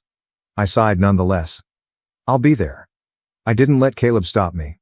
Don't let them pull you back in, he said as he kissed my forehead. I arrived without a knock. With one hand on his chest and perspiration streaming down his cheeks, Dad was slumped in a recliner. It appeared as though Mom had been crying for hours. Panic was thick in the air. Thank God, she said, hurrying toward me. Your dad is having trouble breathing. Have you made an ambulance call? She blinked. I assumed you. I took my phone out. Really, Mom? The paramedics arrived quickly, hooked him up. Vitals were checked. One said, it's not a heart attack. However, his blood pressure is really high. Caused by stress. I gave a snort. Startling. They removed him. Mom looked at me as if I were a lifeline while she stood there wringing her hands. She muttered, we need help. I gave her a direct look. No. She recoiled as if I had given her a slap. However, I didn't feel bad for once. I was liberated. Have you ever watched someone drop a dish, watch it break, and then merely take a step back and blame gravity instead of picking it up? My family was like that. For 2 days following the hospital event, everything was oddly silent. No phone calls. Don't text. Perhaps, I thought, they had accepted it? That I had finished. That what I said was true. Naturally, I was mistaken. Marley's appearance at my door was the first step. Dark circles, a pulled-up sweatshirt, and a habit of gnawing on the inside of her cheek as if it were owed money made her appear as though she hadn't slept in days. She was carrying a rumpled envelope in one hand and stuffed the other deep in her coat pocket. I pulled the door open. Is everything all right? Explain okay, she murmured as she entered. The envelope fell to the kitchen table. Mom said that. I kept my hands off of it. She said you would block her number, so she asked me to deliver it personally. Yes, I did. Marley let out a sigh. She is in a difficult situation. Dad is still being monitored at the hospital. They are unable to stabilize his blood pressure. When you try to support yourself with your children and one of them eventually says no, that's what happens. Marley took a quick look at the infant crib that Caleb and I had partially put together earlier. They assumed you would give in? Well, I said, they made a bad gamble. Then she let the hammer fall. Bryce spent the money from the mortgage. I went cold. What? The final payment, the money you sent them. The mortgage was never paid. Bryce received it from them. My molars screamed as my jaw clamped so tightly. Everything? Almost $5,000, she said with a nod. Mom told me that since he recently received a promotion, they offered him the money to help him advance. He went on a weekend trip with that guy, bought some furniture, and then everything fell apart. My stomach dropped. And now? The promotion has now ended. The man abandoned him. He is also being investigated. The business believes he participated in a conspiracy to transfer funds using fictitious vendor invoices. However, it turns out that he was only the fall guy. He was, of course. I laughed resentfully. To be clear, they stole money from their daughter, who has 2 children and a baby on the way, and gave it to their son, who lost his job and could face legal action.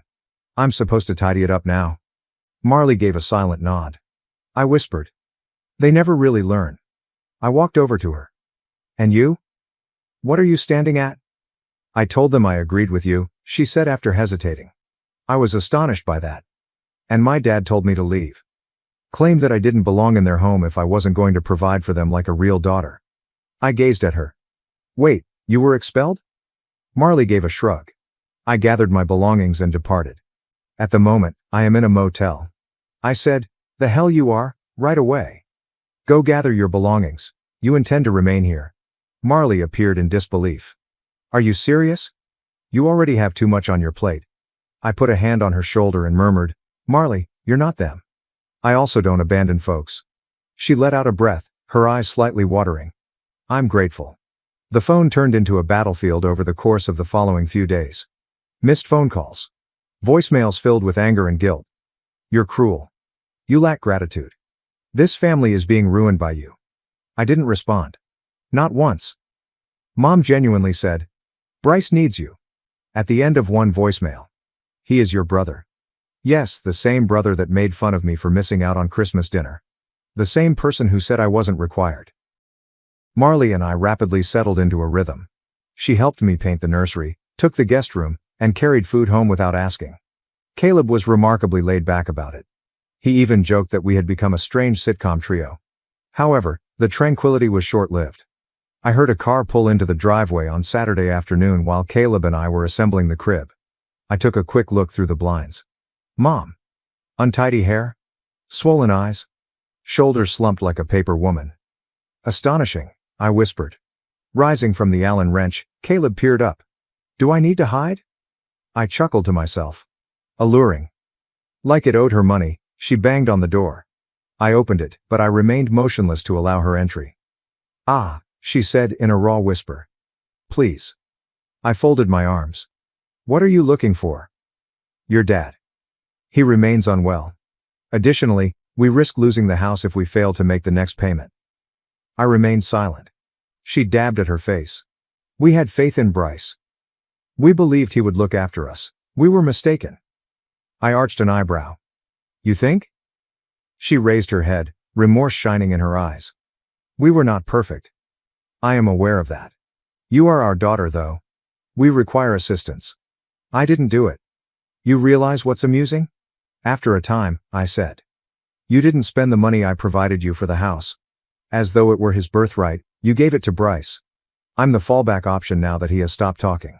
Once more. She broke down in tears. Please, Aya, I'm at a loss for what to do.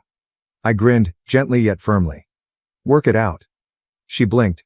That's not what you mean. Yes. I began to shut the door. She lost her temper at that point. You owe us. I went cold. Pardon me? We brought you up. Fed you. Paid for your university education. Are you simply going to leave us when we need you now? I gave a chilly laugh. A daughter was not raised by you. A safety net was raised by you. A backup plan. And you know what? I now have my own family. My children come first. Anger curled her mouth. You resemble your father exactly. Perhaps. However, I'm not foolish enough to ruin my life for those who just come when they're in need of money. In her face, I closed the door. She let out a muffled, enraged cry outside. And then there was a loud bang. I sprinted over to the window. She had kicked my car's side. Then she drove away. Caleb gave me the Oscar-winning look. Are you all right? He inquired. I gave a nod. Better than good. I assumed it would end with the car kick and the door slam. Mom's outburst felt like the last scene of a play that had already been canceled without her realizing it. I thought perhaps, at last, they would retreat. However, my family doesn't die gracefully.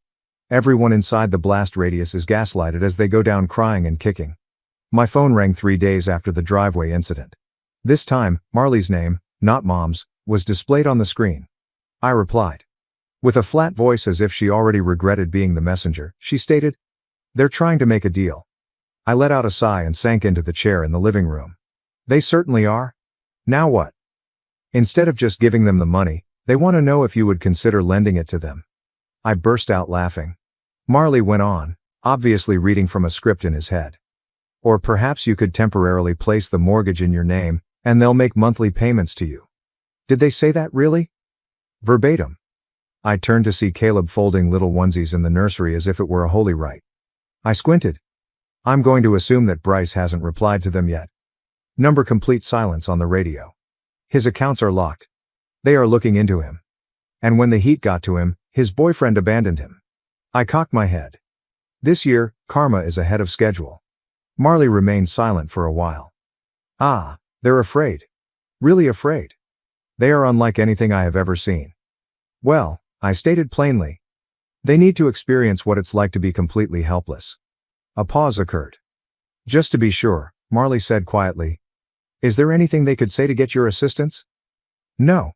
She let out a breath as if she had been clinging to a glimmer of hope for resolution. All right. Excellent. Since I informed them that I concur with you. I blinked. You told them? Hold on. Yes, she replied. I had had enough of acting. They treated you unfairly, I told them. That you were exploited. Perhaps none of this would have occurred if they had made even half the effort to help you that they did for Bryce. I remained silent for a moment. Something strange and unexpected clenched in my throat. And Dad lost it, she stated bluntly. Told me to pack my things and leave if I wasn't loyal to this family. I took a seat in front. What did you do too? I went out. I grinned, simultaneously feeling pleased and protective. Well done, girl. I was hoping they'd realize they pushed too far, Marley went on. That they would express regret. Mom attempted to call you again instead, accusing you of betraying them. I gave a sour laugh. They behave as though allegiance is worth money. As if, simply because they gave birth to us, we owe them unquestioning loyalty. Ah, they're falling apart. Everything, the home, the money. Even the way they look. At church, everyone is aware of Bryce. They feel ashamed. Let them feel ashamed. And then there was a knock. Over the phone, Marley heard it. Was that? Glancing through the slats, I made my way to the entrance. Bryce.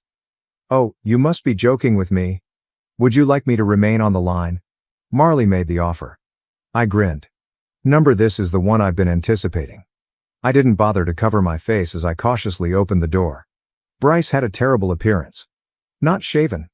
Cheeks that are hollow. Wearing a pricey jacket that no longer suited his shoulders properly. Ah, he muttered in a strained tone, can we have a conversation? I simply moved out of the way so he could enter without responding. He did not sit. Stood there in the center of my living room, his eyes flitting about as if he couldn't stand staring at me for too long. I made a mistake, he began. I'm not joking. He flinched. They said that I was the reason you stopped helping. No, Bryce. Because of them, I ceased to assist. You were simply the last straw. He swallowed hard and nodded. I had no idea they had given me your money. They simply stated that they had put it aside. If I knew, I wouldn't have accepted it. I extended a hand. Don't tell lies. You usually take it, therefore you would have taken it anyhow. That is how we differ from one another. You anticipate receiving a bailout. I anticipated surviving on my own. He winced. I am aware of my error. Ah, I lost everything. My work. My standing. I was taken advantage of by the guy I was seeing, played me like a complete idiot. I shrugged and replied, I could have warned you. But at Christmas, I was too busy getting treated like trash. He shut his eyes. I'm worthy of that. You do damn it right. Silence fell. I came to ask for help, he stated after giving me a serious look. I squinted. You're really brave. I'm not requesting money, he added hastily. I simply need somewhere to stay. Only for a short time, perhaps a week. I've been lounging on the couch and I'm at a loss for things to do. I blinked slowly. After everything, do you really think I'm going to take you in? There is nowhere else for me to go. I folded my arms. You possess them. There are those who gave you thousands without asking. The people who consistently picked you over me. They expelled me. My mouth fell open. Hold on, what? He gave a resentful nod. I told them I couldn't help with anything financially after I lost my job. After the whole incident with the company. And Dad simply lost it. I was dead weight, they said. Said that he ought to have disconnected me years ago. Then instructed me to get my belongings. I gazed at him. So, let me clarify something. The moment you received your promotion, they tossed me out, both financially and emotionally. They put all of their money on you. And they kicked you out when you failed? His jaw tensed as he nodded. They took advantage of me. Similar to how they took advantage of you. I gave him a serious look. At last, you understand, I muttered. Dejected, he stood there. He said, I'm not staying forever. All I need is somewhere to breathe. I looked back at my brother after glancing down the hallway where Marley was playing Uno with my children. All right, I replied. The couch is yours. No grievances. Have no expectations. I'll kick you out personally since you act entitled. He gave a quick nod. I won't. I promise. That evening, Bryce sat quietly on the couch as Marley cooked popcorn in the kitchen and Caleb adjusted the baby monitor. He was curled up with a blanket and had a look of humility on his face that I had never seen before. And I realized for the first time that I was no longer angry. I had just finished. I'm done being the backup. All the others have been held together. I'm done acting like self-respect was more important than blood. It was also pleasant. 3 months. That is the amount of time that has passed since I last spoke with my folks. No voicemails that make you feel guilty. Not at 11 p.m. crises. Not a drive-by drama. Nothing but quiet. And the beauty of that silence is beyond description. It's quiet in my house now. Marley's still here, but only temporarily. She's been saving up for her own apartment and already has a spot in mind. Bryce? He stayed for almost 2 weeks. The first few days were awkward, like two ex-rivals imprisoned in the same sitcom. But slowly, something altered. Without being asked, he began to assist. Got groceries. Cleaned the dishes. Even assisted Caleb in completing the crib. Baby clothes were folded like origami by the man who used to laugh in my face. That is what humility does to a person. One peaceful morning, he promised to call and left a thank you note. Strangely enough, he kept it. I get a text about once a week. Occasionally, it's just a meme. A check-in at other times. Although we are not close, we are now honest. That's a beginning, and me? I can breathe more easily. The baby will be born any day. Being a big sibling is something my oldest talks about as if it were a promotion. Caleb has never been more thrilled and worn out. I've made our house a haven for recuperating siblings, he quips. Perhaps I have. And perhaps that's all right. Something I didn't anticipate? They are not missed. Yes, I do miss the thought of them. The idealized portrayal of parents who love unconditionally, don't keep score, and wouldn't dump their daughter as soon as a more attractive model appeared. However, the authentic versions? The ones who repeatedly selected Bryce. Who viewed my assistance as a duty instead than a favor. I don't even miss them. One Saturday afternoon was the lone true surprise. When an unknown automobile drew up to the curb, Marley and I were enjoying some lemonade on the porch while assessing the neighborhood's gardening. A female emerged. Older, slim, anxious energy. Marley froze next to me and said, Mom. Really? I whispered. I believed we were finished. Slowly, as if expecting the ground to turn away, she ascended the trail. Without a grin or a greeting, I stood with my arms crossed. Ah, she uttered. Dry and strained voice. I must speak with you. I don't believe you do. If it weren't important, I wouldn't be here. When I needed you, you were never there. She took a swallow. Your dad is still ill. According to the physicians, stress is to blame. He is unable to stabilize his blood pressure. Our mortgage payments have been past due. And Bryce? Her voice trailed off. He's not returning. I gazed at her. In a whisper, she said. We gave him everything. Every penny we have saved. Our whole trust. We thought he would look after us. You had faith in him, I clarified. Not within me. She gave me a frantic look. We did something wrong. No, Mother. Forgetting to send a birthday card is an error. There was a pattern to everything you did. Her eyes filled with tears. The house is going to be lost. I gave a shrug. It sounds familiar. Her mouth quivered. Are you truly going to let us disintegrate? You did already, I responded quietly. It wasn't until the money stopped that you noticed. Shuddering, she took a step closer. We require assistance. I gave a headshake.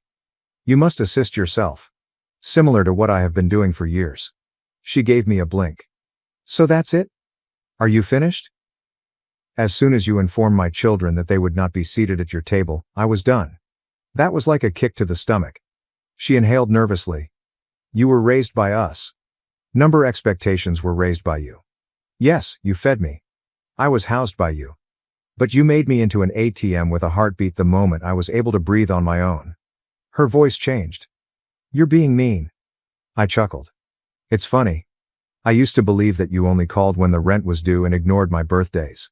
She parted her lips to retaliate, then shut them. It was visible to me. That little flash of insight. She was unable to deny that glimmer of reality. With composure and finality, I said, I hope you figure things out. But I'm no longer your answer. I pivoted to enter. She took hold of my arm. One final desperate shot. Ah, we are your family. I gave her a stern, unflinching stare. Number this residence is occupied by my family. You are merely a former debtor of mine. I withdrew and went back inside. She didn't follow. A couple of days later, Marley entered the kitchen with her phone in her hand. You know what? She said. I arched an eyebrow. The house was put up for sale. I blinked. That quick? I suppose they had no other choice. I remained silent for a while. I just stirred my coffee. How are you feeling? She inquired. Free, I murmured. I meant it too. I occasionally ponder what would have happened if I had simply continued to make payments. If I had remained cheerful over yet another Christmas meal with my children seated at the foldable table and Bryce receiving the centerpiece. If I had told myself it wasn't so horrible and ignored that gut punch moment. However, I didn't. I got to my feet. And they were the ones left in the cold for the first time in my life.